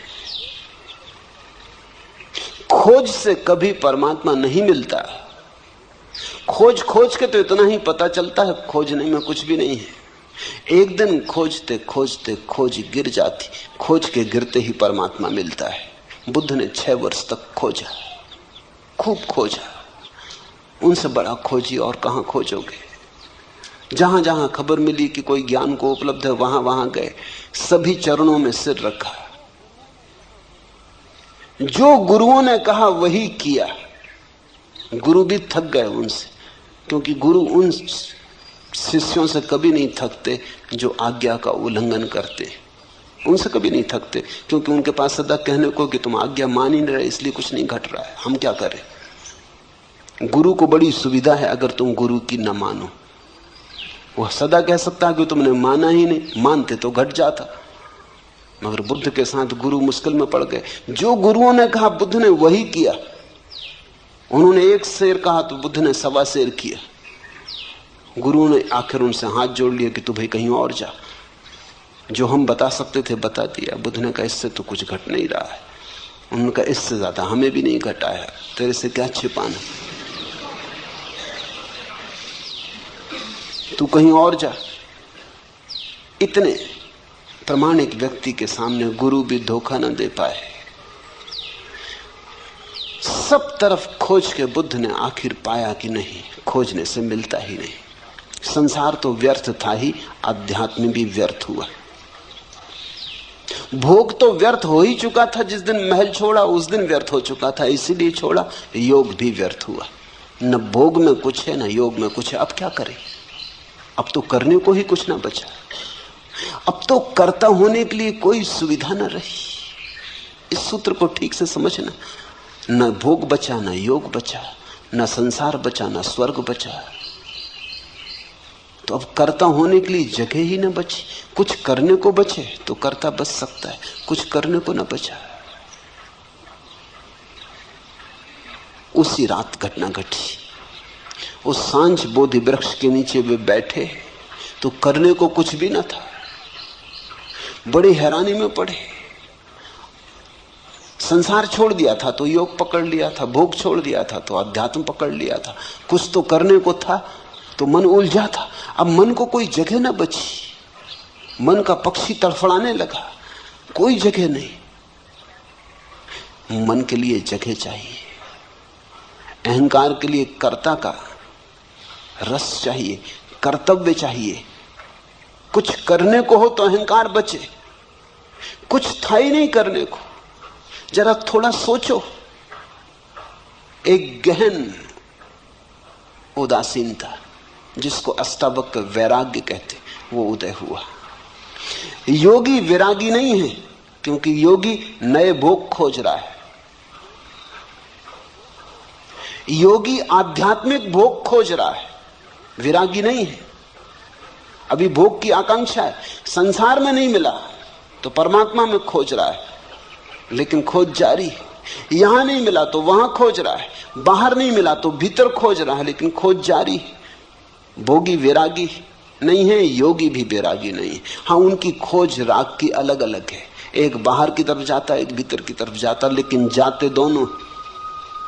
उस रात बुद्ध को जाने को कुछ न बचा, न बाहर न भीतर। उस रात की तुम जरा कल्पना करो। उस रात को जरा जगाओ और सोचो कि कैसी वो रात रही होगी। उस दिन पहली दफा विश्राम उपलब्ध हुआ, जिसको अष्टावक्र कहते हैं, जो चित्त में विश्राम को उपलब्ध हो जाए तो सत्य उपलब्ध हो जाता। उस दिन विश्राम उपलब्ध हुआ। जब तक कुछ करने को शेष है तब तक श्रम जारी रहता है। जब तक कुछ करने को शेष है तनाव जारी रहता। अब तनाव करके भी क्या करना? शरीर भी ढीला छूट गया, मन भी ढीला छूट गया। वो उस वृक्ष के नीचे पड़ गए और सो गए। सुबह जब उनकी आंख खुली तो ऐसी खुली जैसी सबकी खुलनी चाहिए। सुबह जब आंख खुली तो पहली दफा खुली। सदियों सदियों से बंद थी वो आंख खुली। सुबह जब आंख खुली तो भोर का आखिरी तारा डूबता था। उस भोर के आखिरी तारे को उन्होंने डूबते हुए देखा। इधर बाहर भोर का आखिरी तारा डूब गया, उधर भीतर भी मन की आखिरी रेखा विसर्जित हो गई। कुछ भी ना था, भीतर कोई भी ना बचा। सन्नाटा था, शून्य था, विराट शून्य था, आकाश था। कहते हैं बुद्ध 7 दिन वैसे ही बैठे रहे, मूर्तिवत, हिले नहीं डुले नहीं।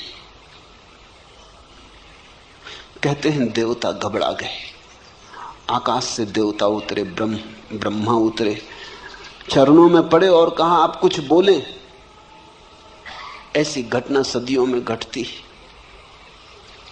बड़ी मुश्किल से घटती। आप कुछ कहें, हम आतुर हैं सुनने को कि क्या हुआ है। हिंदू बहुत नाराज हैं इस बात से कि बौद्ध कथाओं में ब्रह्मा को उतार के और बुद्ध के चरणों में गिरा दिया। लेकिन कथा बिल्कुल ठीक है, क्योंकि देवता भला स्वर्ग में हो, आकांक्षा के बाहर थोड़ी। आज एक घटना घटी है कि एक व्यक्ति आकांक्षा के बाहर चला गया, तो बुद्ध के ऊपर कोई भी नहीं। बुद्धत्व आखिरी बात है। देवता भी नीचे हैं, अभी उनकी भी स्वर्ग की भोग की आकांक्षा है। इसलिए तो कथाएं हैं कि इंद्र का आसन डोलने लगता जब भी लगता है कोई प्रतियोगी आ रहा, कोई ऋषि मुनि तपश्चर्या में गहरा उतर रहा, इंद्र घबराता, आसन कपने लगता। ये तो आसन इंद्र का क्या हुआ, दिल्ली का हुआ। इंद्र का कहो कि इंदिरा का कहो, एक ही बात, इसमें कुछ बहुत फर्क ना हुआ। ये तो कोई आने लगा तो प्रतिस्पर्धा, घबराहट, बेचैनी। बुद्ध ना कुछ करके उपलब्ध हुए। जो बुद्ध के जीवन में घटा वही अष्टावक्र के जीवन में घटा होगा। कोई कथा हमारे पास नहीं, किसी ने लिखी नहीं, लेकिन निश्चित घटा होगा, क्योंकि अष्टावक्र जो कह रहे हैं वो इतना ही कह रहे हैं कि तुम दौड़ चुके खूब, अब रुको। दौड़ के नहीं मिलता परमात्मा, रुक के मिलता है। खोज चुके खूब, अब खोज छोड़ो। खोज के नहीं मिलता सत्य, क्योंकि सत्य खोजी में छिपा है, खोजने वाले में छिपा है। कहां भागते फिरते हो? कस्तूरी कुंडल बसे। लेकिन जब कस्तूरी का नाफा फूटता है तो मृग पागल हो जाता है। कस्तूरी मृग पागल हो जाता, भागता है, इधर भागता उधर भागता, खोजता है कहां से आती ये गंध, कौन खींचे ले आता है इस सुवास को, कहां से आती। क्योंकि उसने जब भी गंध आती देखी तो कहीं बाहर से आती देखी। कभी फूल की गंध थी, कभी कोई और गंध थी, लेकिन सदा बाहर से आती थी। आज जब गंध भीतर से आ रही तब भी वो सोचता है बाहर से ही आती होगी, भागता है। और कस्तूरी उसकी ही कुंडल में बसी है। कस्तूरी कुंडल बसे, परमात्मा तुम्हारे भीतर बसा है। तुम जब तक बाहर खोजते रहोगे योग में भोग में व्यर्थ। साधारण योगी भोग के बाहर ले जाता है, अष्टावक्र योग और भोग दोनों के बाहर ले जाते हैं। योगातीत भोगातीत। इसलिए तुम पाओगे सांसारिक का अहंकार होता है। तुमने योगी का अहंकार देखा या नहीं? सांसारिक का क्रोध होता है, तुमने दुर्वासाओं का क्रोध देखा या नहीं? सांसारिक आदमी दंभ से अकड़ के चलता है, पताकाएं लेके चलता है। तुमने योगियों की पताकाएं, हाथी घोड़े देखे या नहीं? साधारण आदमी घोषणा करता है इतना धन है मेरे पास, इतना पद है मेरे पास। तुमने योगियों को देखा घोषणा करते कि नहीं कि इतनी सिद्धि है, इतनी रिद्धि है? लेकिन ये सारी बातें वही की वही हैं, कोई फर्क नहीं हुआ। जब तक योग योगातीत ना हो जाए, जब तक व्यक्ति मैं करता हूं इस भाव से समग्रतया मुक्त ना हो जाए, तब तक कुछ भी नहीं हुआ। तब तक तुमने सिर्फ रंग बदले, तब तक तुम गिरगिट हो, जैसा देखा वैसा रंग बदल लिया, लेकिन तुम नहीं बदले, रंग ही बदला। सदा से खोजियों का यह अवलोकन रहा है कि परमात्मा उपलब्धि अत्यंत दुस्साध्य घटना है। ये बात एक अर्थ में सच है। अगर तुम बहुत दौड़ के आना चाहते हो तो कोई क्या करे? अगर तुम अपने कान को उल्टे तरफ से पकड़ना चाहते हो, मजे से पकड़ो। निश्चित तुम जब उल्टी तरफ से कान को पकड़ोगे तो तुमको लगेगा कान को पकड़ना बहुत दुस्साध्य घटना है। ये तुम्हारे कारण, ये कान के कारण नहीं। अब अगर तुम सिर के बल खड़े होकर चलने की कोशिश करो और 10-5 कदम चलना भी बहुत कठिन हो जाए और तुम कहो कि चलना बहुत दुस्साध्य घटना है, तो तुम गलत भी नहीं कह रहे, तुम ठीक ही कह रहे। लेकिन सिर के बल तुम खड़े हो, जो पैर के बल चल रहे हैं उनके लिए चलने में कोई दुस्साध्य घटना नहीं। अब तुम उपवास करो, आग में तपाओ, धूनी रमाओ, नाहक शरीर को कष्ट दो, सताओ, 1000 तरह के पागलपन करो और फिर तुम कहो कि परमात्मा को पाना बड़ी दुस्साध्य घटना है, तो ठीक ही कह रहे हो। जहां तुम सहज पहुंच सकते थे वहां तुम असहज होकर पहुंच रहे हो तो दुस्साध्य मालूम होता है। तुम्हारे पहुंचने में भूल हो रही। लेकिन असाध्य को आदमी क्यों चुनता है, ये भी समझ लेना चाहिए। सिर के बल चलने का मजा क्या है जबकि तुम्हारे पास पैर है?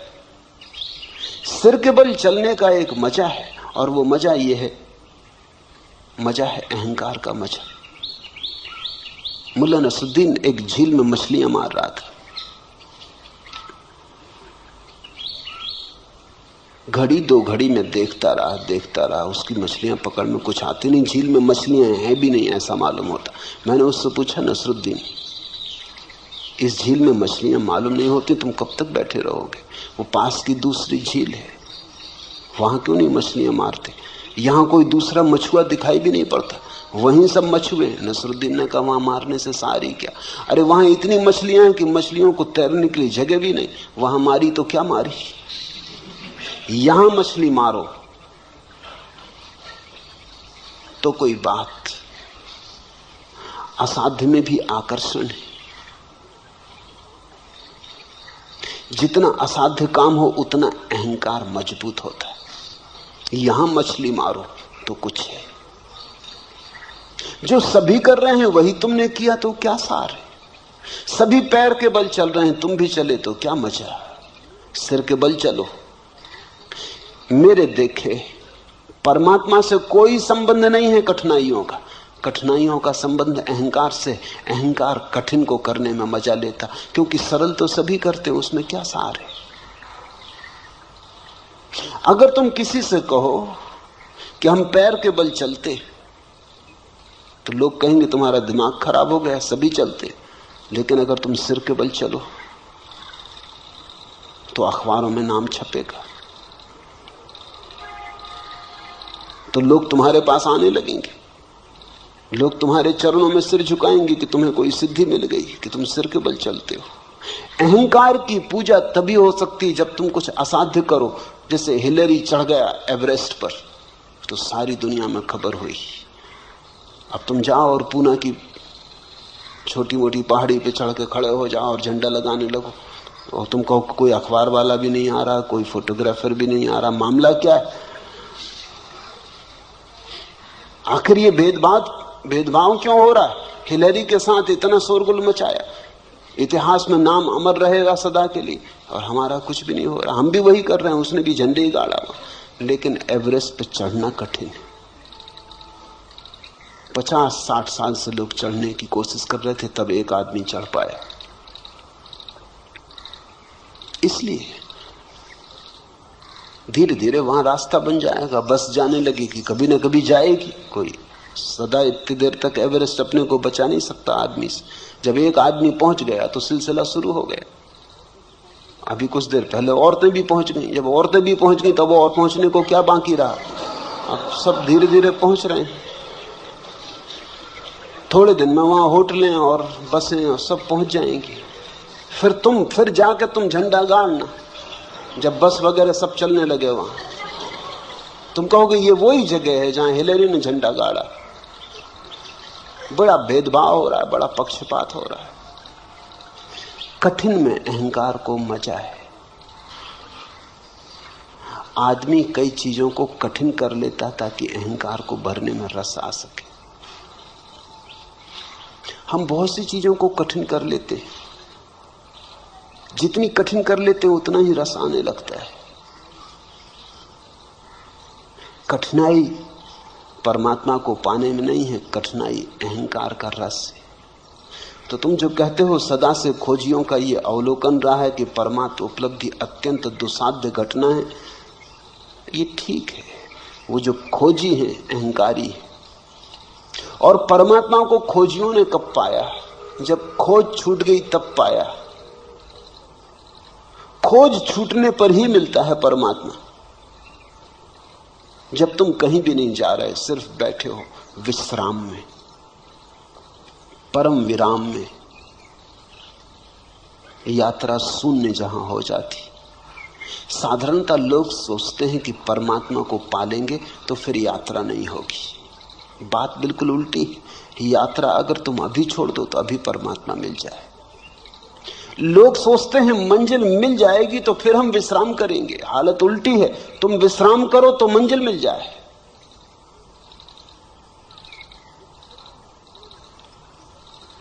विश्राम ध्यान और समाधि का सूत्र है, श्रम अहंकार का सूत्र है। इसलिए तुम पाओगे कि जितना जिस धर्म के भीतर श्रम की व्यवस्था है साधु के लिए, उतना ही अहंकारी साधु होगा। जैनियों का साधु जितना अहंकारी, उतना हिंदुओं का नहीं। क्योंकि जैन साधु कहेगा हिंदू साधु इसमें रखे क्या, कोई भी हो जाए। जैन साधु कठिन मामला है। एक बार भोजन, अनेक अनेक उपवास, सब तरह की कठिनाइयां। फिर जैनों में भी दिगंबर और श्वेतांबरों के साधु हैं। दिगंबर साधु कहते हैं श्वेतांबरों में क्या रखा, कपड़े पहने बैठे। साधु तो दिगंबर का है, इसलिए दिगंबर साधु में तुम जैसे अहंकार को चमकता हुआ पाओगे, कहीं भी ना पाओगे। देह तो सूखी होगी, हड्डी हड्डी होगी, क्योंकि बहुत उपवास, नग्न रहना, धूप ताप सहना, लेकिन अहंकार बड़ा प्रज्वलित होगा। अकड़ उसकी वैसी जैसी हिलेरी की। हिंदुस्तान में मुश्किल से 20 दिगंबर मुनि है, श्वेतांबर मुनि तो 5-7 हजार है। हिंदुओं के तो सन्यासी 50 लाख, और अगर मेरी चले तो सारी दुनिया को सन्यासी कर दूं। इसलिए मेरे सन्यासी होने में तो अहंकार हो ही नहीं सकता, क्योंकि कोई मैं कह ही नहीं रहा हूं कि तुम ऐसा करो वैसा करो। ये बहुत ही सरल मामला है, तुम गेरुए कपड़े पहन लो, सन्यासी हो गए। सन्यास सरल हो तो अहंकार को मजा कहां। मेरे पास लोग आते हैं, वो कहते हैं कि सन्यास आप देते हैं तो इसके लिए कोई विशेष आयोजन करना चाहिए। विशेष आयोजन सन्यास के लिए? वो ठीक कहते हैं, क्योंकि ऐसा होता है। अगर जैन दीक्षा होती तो देखा कैसा बैंड बाजे, घोड़ा इत्यादि बजता है और सब मजा आता है, और लगता है कोई बड़ी घटना घट रही, कोई सिंहासन पर चढ़ाया जा रहा। सन्यास भी सिंहासन जैसा हो गया, और लोग जय जयकार करते हैं कि कोई बड़ी घटना घटी। और मैं सन्यास ऐसा चुपचाप दे देता हूं, किसी को पता नहीं चलता। पोस्ट से भी दे देता हूं, मुझे भी पता नहीं चलता कौन सज्जन है, उनको भी पता नहीं चलता। ठीक, मेरे देखे सन्यास सरल होना चाहिए। मेरे देखे परमात्मा विश्राम में मिलता है, अहंकार में नहीं। कृत्य नहीं है, खोज नहीं है, परमात्मा मिला ही हुआ। तुम जरा हल्के हो जाओ, तुम जरा शांत हो जाओ, तुम जरा रुको, अचानक तुम पाओगे वो सदा से था।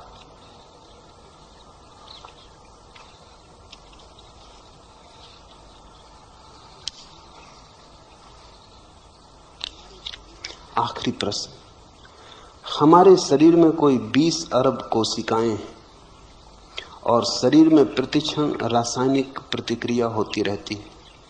आप या अष्टावक्र जब कहते हैं कि दृष्टा बनो, तब यह बात आप किससे कहते हैं?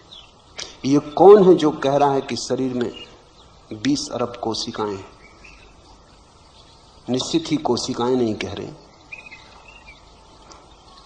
एक कोशिका बाकी कोशिकाओं का हिसाब भी नहीं लगा सकती। ये 20 अरब कोशिकाएं हैं शरीर में, अरबों खरबों सेल हैं शरीर में। ये कौन कह रहा है? ये किसने पूछा? ये किसको पता चला? जरूर तुम्हारे भीतर कोशिकाओं से भिन्न कोई है जो गिनती कर लेता कि 20 करोड़ कोशिकाएं। हमारे शरीर में कोई 20 अरब कोशिकाएं हैं और शरीर में प्रतिक्षण रासायनिक प्रतिक्रिया होती रहती है। आप या अष्टावक्र जब कहते हैं कि दृष्टा बनो, तब यह बात आप किससे कहते हैं? उसी से जो कह रहा है कि 20 अरब कोशिकाएं हैं।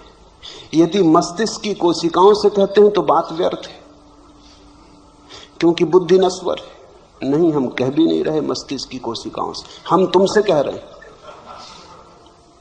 अष्टावक्र भी तुमसे बोल रहे हैं। अष्टावक्र इतने बुद्धू नहीं कि तुम्हारे मस्तिष्क की कोशिकाओं से बोल रहे हैं, तुमसे बोल रहे हैं। तुम्हारा होना तुम्हारी कोशिकाओं के पार है। तुम कोशिकाओं का उपयोग कर रहे हो, सच। जैसे कार में बैठा हुआ ड्राइवर कार चला रहा है, दौड़ा जा रहा है, कार की गति से दौड़ा जा रहा है, 100 मील प्रति घंटे चला जा रहा है, लेकिन फिर भी वो जो ड्राइवर भीतर है वो कार नहीं है। और अगर एक सिपाही सीटी बजाए कि रुको, और वो पूछे कि किससे कह रहे हैं, कार के इंजन से, क्योंकि चल तो इंजन रहा है। किससे कह रहे हैं, पेट्रोल से, क्योंकि चला तो पेट्रोल रहा है। किससे कह रहे हैं, पहियों से, क्योंकि दौड़ तो पहिए रहे हैं। तो क्या कहेगा पुलिस का सिपाही? वही मैं तुमसे कहता हूं कि सीटी तुम्हारे लिए बजा रहे।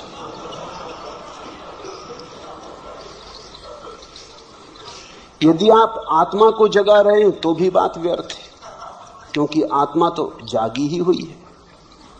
उसको जगाना और पहचानो कहना तो बेवकूफी, बिल्कुल ठीक बात है।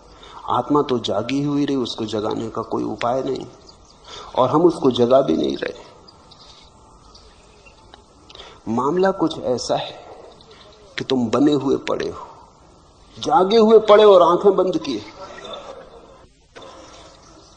सोए को जगाना तो बहुत आसान है, हिलाओ डुलाओ, पानी छिड़को, जागेगा। जागा हुआ अगर कोई आदमी पड़ा हो, आंखें बंद करके ढोंग करता हो सोने का, इसको कैसे जगाओ? छिड़को पानी, कोई फर्क नहीं पड़ता।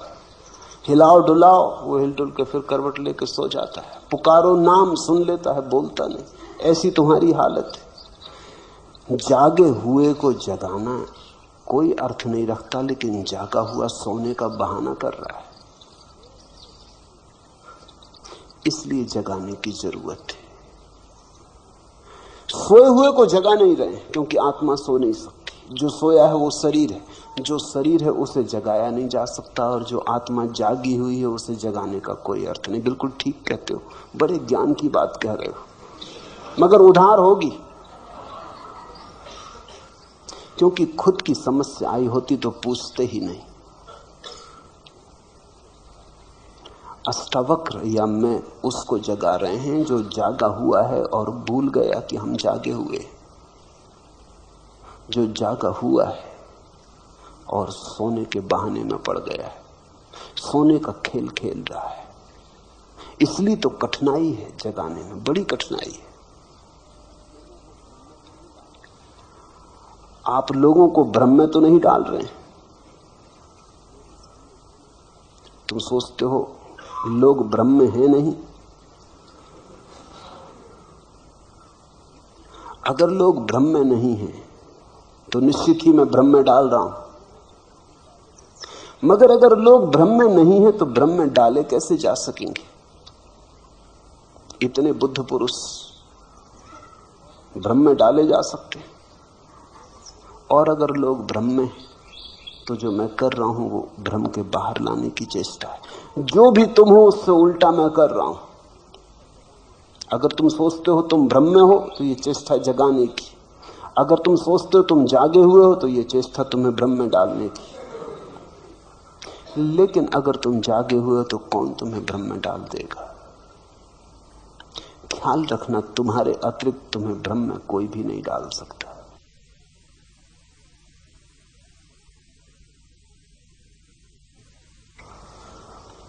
और तुम्हारे अतिरिक्त तुम्हें कोई जगा भी नहीं सकता। जगाने की चेष्टा कोई कर सकता है, लेकिन जब तक तुम सहयोग न करोगे तुम जागोगे नहीं, क्योंकि ये नींद थोड़ी है कि कोई तोड़ दे। तुम बने हुए पड़े हो, तुम्हारा सहयोग जरूरी है। सहयोग का अर्थ ही शिष्यत्व है।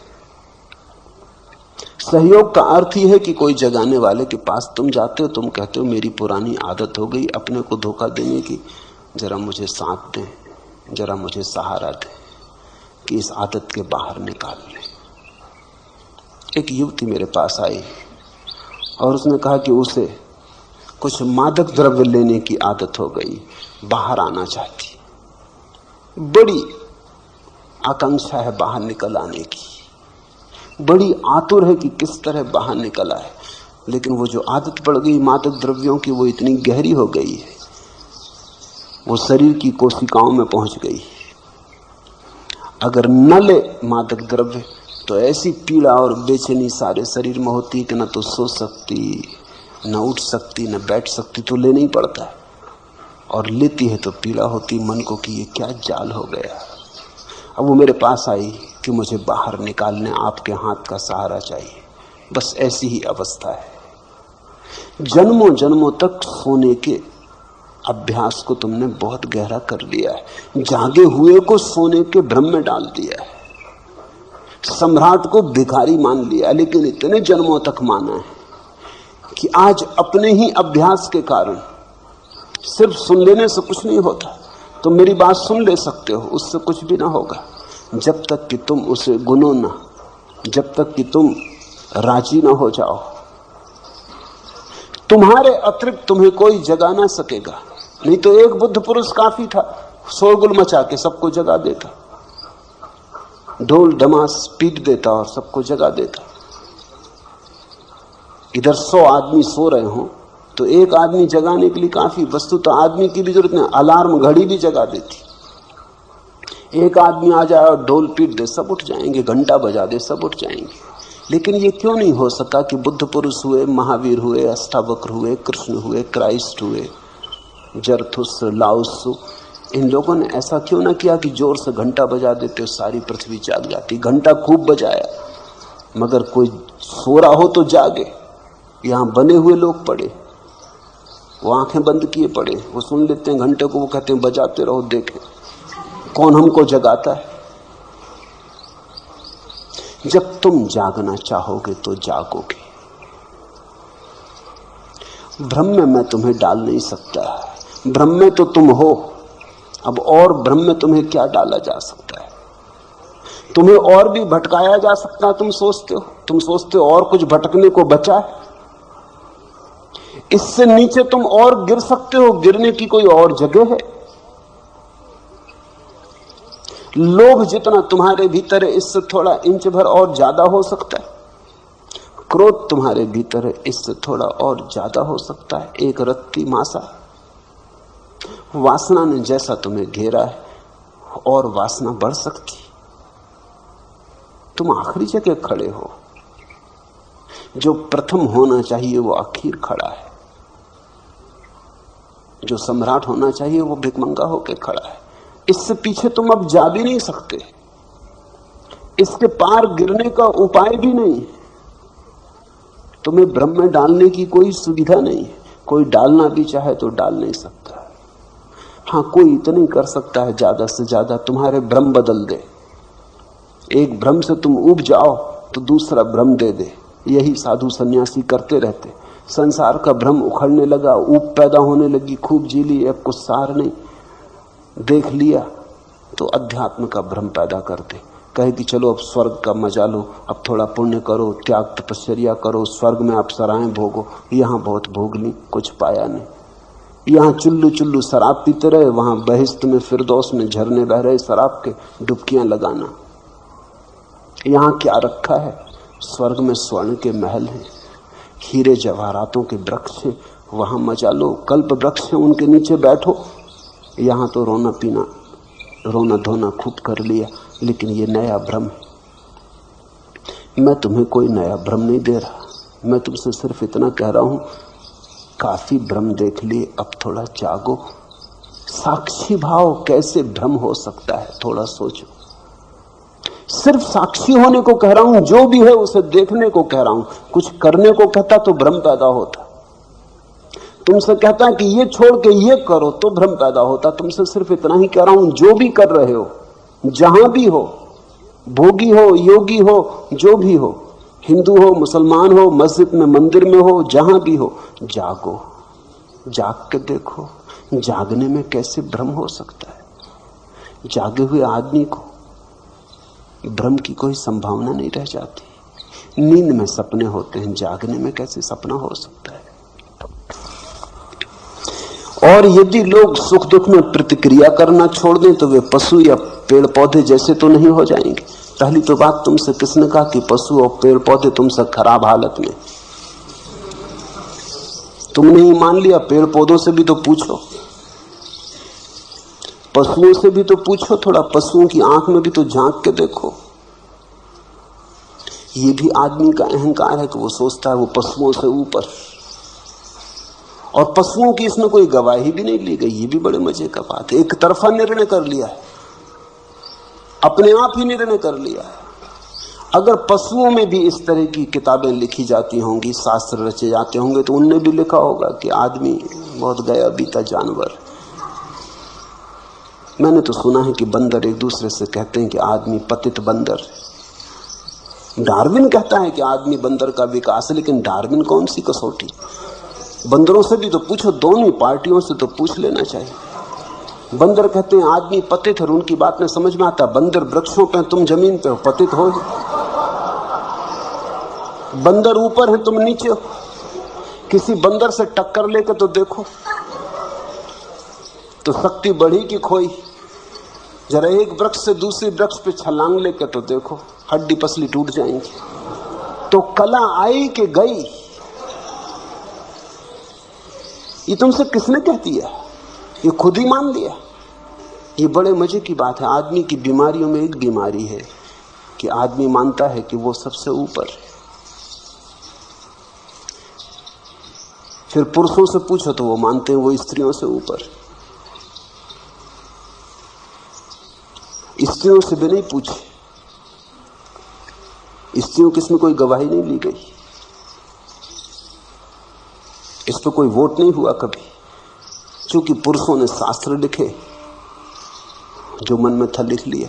और स्त्रियों को तो पढ़ने पे भी लोग रोक लगा रखी थी कि कहीं वो पढ़ भी लें तो बाधा डालेंगे, क्योंकि जो पंडित लिख रहा था उसकी पत्नी ही उसको कष्ट में डाल देती अगर पढ़ना आता हो तो पढ़ने पे बाधा लगा दी कि वेद पढ़ नहीं सकती स्त्रियां, ये नहीं कर सकती। हद कर दी पुरुषों ने। स्त्रियां मोक्ष भी नहीं जा सकती। मोक्ष जाने के पहले उनको पुरुष होना पड़ेगा, पुरुष पर्याय में आना पड़ेगा। फिर पुरुषों में भी पूछो, गोरा समझता है कि वो ऊंचा है काले से, काले से भी तो पूछो। मैंने सुना है कि अफ्रीका के जंगल में एक अंग्रेज शिकार के लिए गया और उसने अपने साथ एक निगरो को गाइड की तरह लिया। जंगल में दोनों भटक गए और देखा कि वही 100 आदमियों का भाले लिए हुए जंगलियों का एक दस्ता निगरो चला आ रहा है। वो अंग्रेज बहुत घबराया। उसने अपने गाइड से निगरो से कहा कि हम लोगों की जान खतरे में। उसने कहा हम लोगों की? मुझे छोड़ो, तुम अपनी सोचो।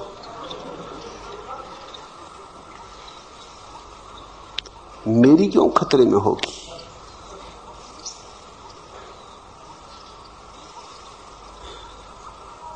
सफेद आदमी सोचता है वो श्रेष्ठ है, काला सोचता है वो श्रेष्ठ है। चीनियों से पूछो, चीनियों की किताबों में लिखा है कि अंग्रेज बंदर है, आदमी में भी गिनती नहीं करते वो उनकी। सारी दुनिया में ये रोग है, आदमी का ये रोग बड़ा गहरा है। वो बिना दूसरी पार्टी से पूछे निर्णय करता चला जाता। ये सब अहंकार के खेल है। अगर तुम थोड़े अहंकार को छोड़ के देखोगे तो तुम पाओगे परमात्मा के ही सब रूप है। जानवर भी, पशु पक्षी भी, पौधे भी, मनुष्य भी। परमात्मा ने कहीं चाहा है हरा हो जाना तो हरा है, कहीं चाहा है पक्षियों के गीत से प्रकट होना तो वैसा हो रहा है, कहीं चाहा है आदमी होना तो आदमी हो गया है। इनमें कोई तरतमता नहीं है, हायरार्की नहीं है, कोई ऊपर नीचे नहीं है। ये सब एक साथ परमात्मा की अनंत लहरें। छोटी लहर में भी वही, बड़ी लहर में भी वही, सफेद लहर में भी वही, काली लहर में भी वही, घास में भी वही, आकाश छूते हुए वृक्षों में भी वही। आध्यात्मिक दृष्टि तो ये कहती है कि इसी क्षण जो भी है वो परमात्मा है। फिर परमात्मा में कोई आगे पीछे कैसे हो सकता है? ये तो बड़ा मुश्किल हो जाएगा। ये तो परमात्मा में भी कुछ नीचे और कुछ ऊपर करना कठिन हो जाएगा। एक ही है। साक्षी भाव से देखोगे तो पाओगे सब एक है। इसलिए पहले तो ये पूछो ही मत कि यदि लोग सुख दुख में प्रतिक्रिया करना छोड़ दें तो वे पशु या पौधे जैसे तो नहीं हो जाएंगे। हो जाएंगे तो कुछ हर्जा नहीं होगा। हिटलर अगर पशु हो जाए, पौधा हो जाए तो कोई हर्जा है? हाँ, दुनिया में करोड़ों लोग मरने से बच जाएंगे और तो कुछ हर्जा नहीं हो जाएगा। नादिर शाह अगर शेर होता तो कोई हर्जा होता, 10-5 आदमियों को मार के तृप्त हो जाता, भोजन के लिए ही मारता, ऐसे अकारण लाशों से तो नहीं भर देता दुनिया को। इतना तो पक्का है कि पशुओं ने अभी तक एटम बम जैसी कोई चीज नहीं खोजी। नखून से काम लेते हैं, बड़े पुराने ढंग से काम चलता है, भोजन के लिए मारते हैं। आदमी अकेला जानवर है जो बिना भोजन की इच्छा के भी मारता है। आदमी जाता है जंगल में शिकार करने, पशुओं पक्षियों को मारता है, कहता है आखेट के लिए आए, खेल के लिए आए। और अगर सिंह उस पर हमला कर दे तो वो आखेट नहीं, फिर नहीं कहता कि सिंह खेल कर रहा है, करने दो, आखेट हो रही। खेल के लिए मारते हो, कोई पशु नहीं मारता खेल के लिए। और एक और बड़े मजे की बात है कि कोई पशु अपने वर्ग में नहीं मारता। कोई सिंह किसी दूसरे सिंह को मारता नहीं, कोई बंदर किसी दूसरे बंदर की हत्या नहीं करता। सिर्फ आदमी अकेला जानवर है जो आदमियों को मारता है। चींटी चींटी को नहीं मारती, हाथी हाथी को नहीं मारता, कुत्ता कुत्ते को नहीं मारता। लड़ झगड़ लें, मारने वगैरह की बात नहीं करते, हत्या नहीं करते। आदमी अकेला जानवर है जो एक दूसरे की हत्या करता है। आदमी में ऐसा है क्या जिसके लिए तुम इतने परेशान हो रहे हो? खो भी जाएगा तो क्या खो जाएगा? पेड़ पौधे बहुत सुंदर हैं, पशु बड़े निर्दोष हैं। मगर मैं ये नहीं कह रहा कि तुम पेड़ पौधे या पशु हो जाओ, मैं सिर्फ ये कह रहा हूं कि अहंकार छोड़ो। और दूसरी बात, ये मैंने कहा भी नहीं कि सुख और दुख में प्रतिक्रिया करना छोड़ दें। ये अष्टावक्र ने भी कहा नहीं।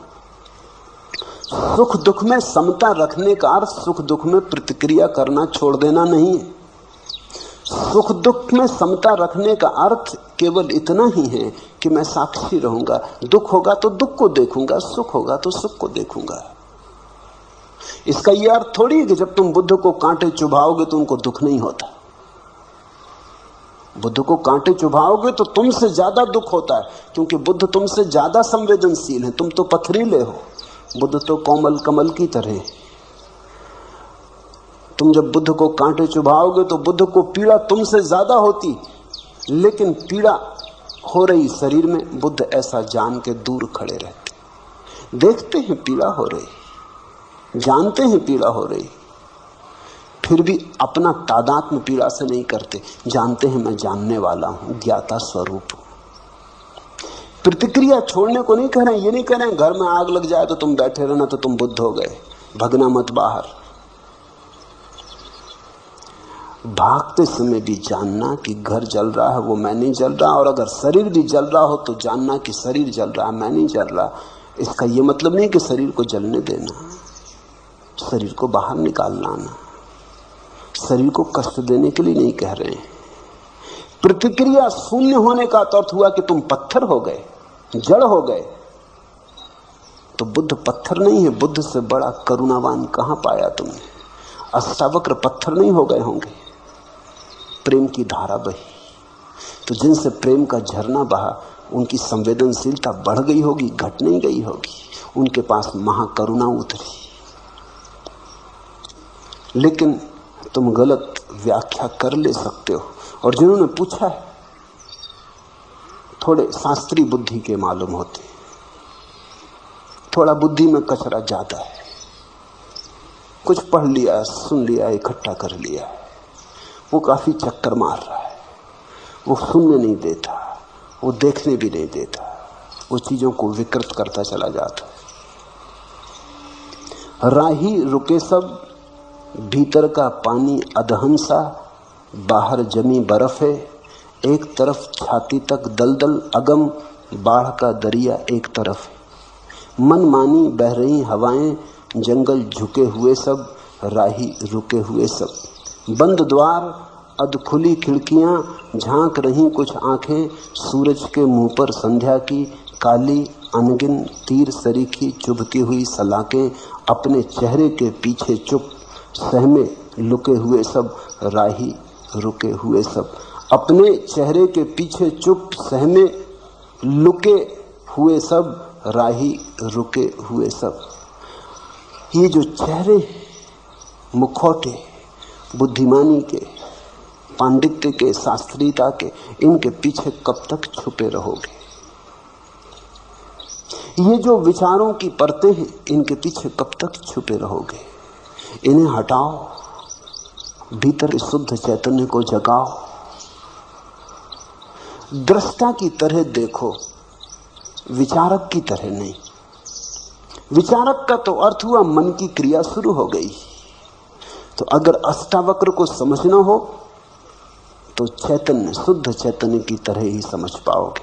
अगर तुम सोच विचार में पड़े तो अष्टावक्र को तुम नहीं समझ पाओगे, चूक जाओगे। अष्टावक्र कोई दार्शनिक नहीं है और अष्टावक्र कोई विचारक नहीं है। अष्टावक्र तो एक संदेश वाहक हैं, चैतन्य के साक्षी के, शुद्ध साक्षी। सिर्फ देखो, दुखो देखो, सुखो सुख को देखो। दुख के साथ ये मत कहो कि मैं दुख हो गया, सुख के साथ ये मत कहो कि मैं सुख हो गया। दोनों को आने दो, जाने दो। रात आए तो रात देखो, दिन आए तो दिन देखो। रात में मत कहो कि मैं रात हो गया, दिन में मत कहो कि मैं दिन हो गया। रहो अलग थलग, पार, अतीत, ऊपर, दूर। एक ही बात के साथ तादाद में रहे कि मैं दृष्टा हूं, साक्षी हूं। हरिओम तत्सत। आज इतना ही।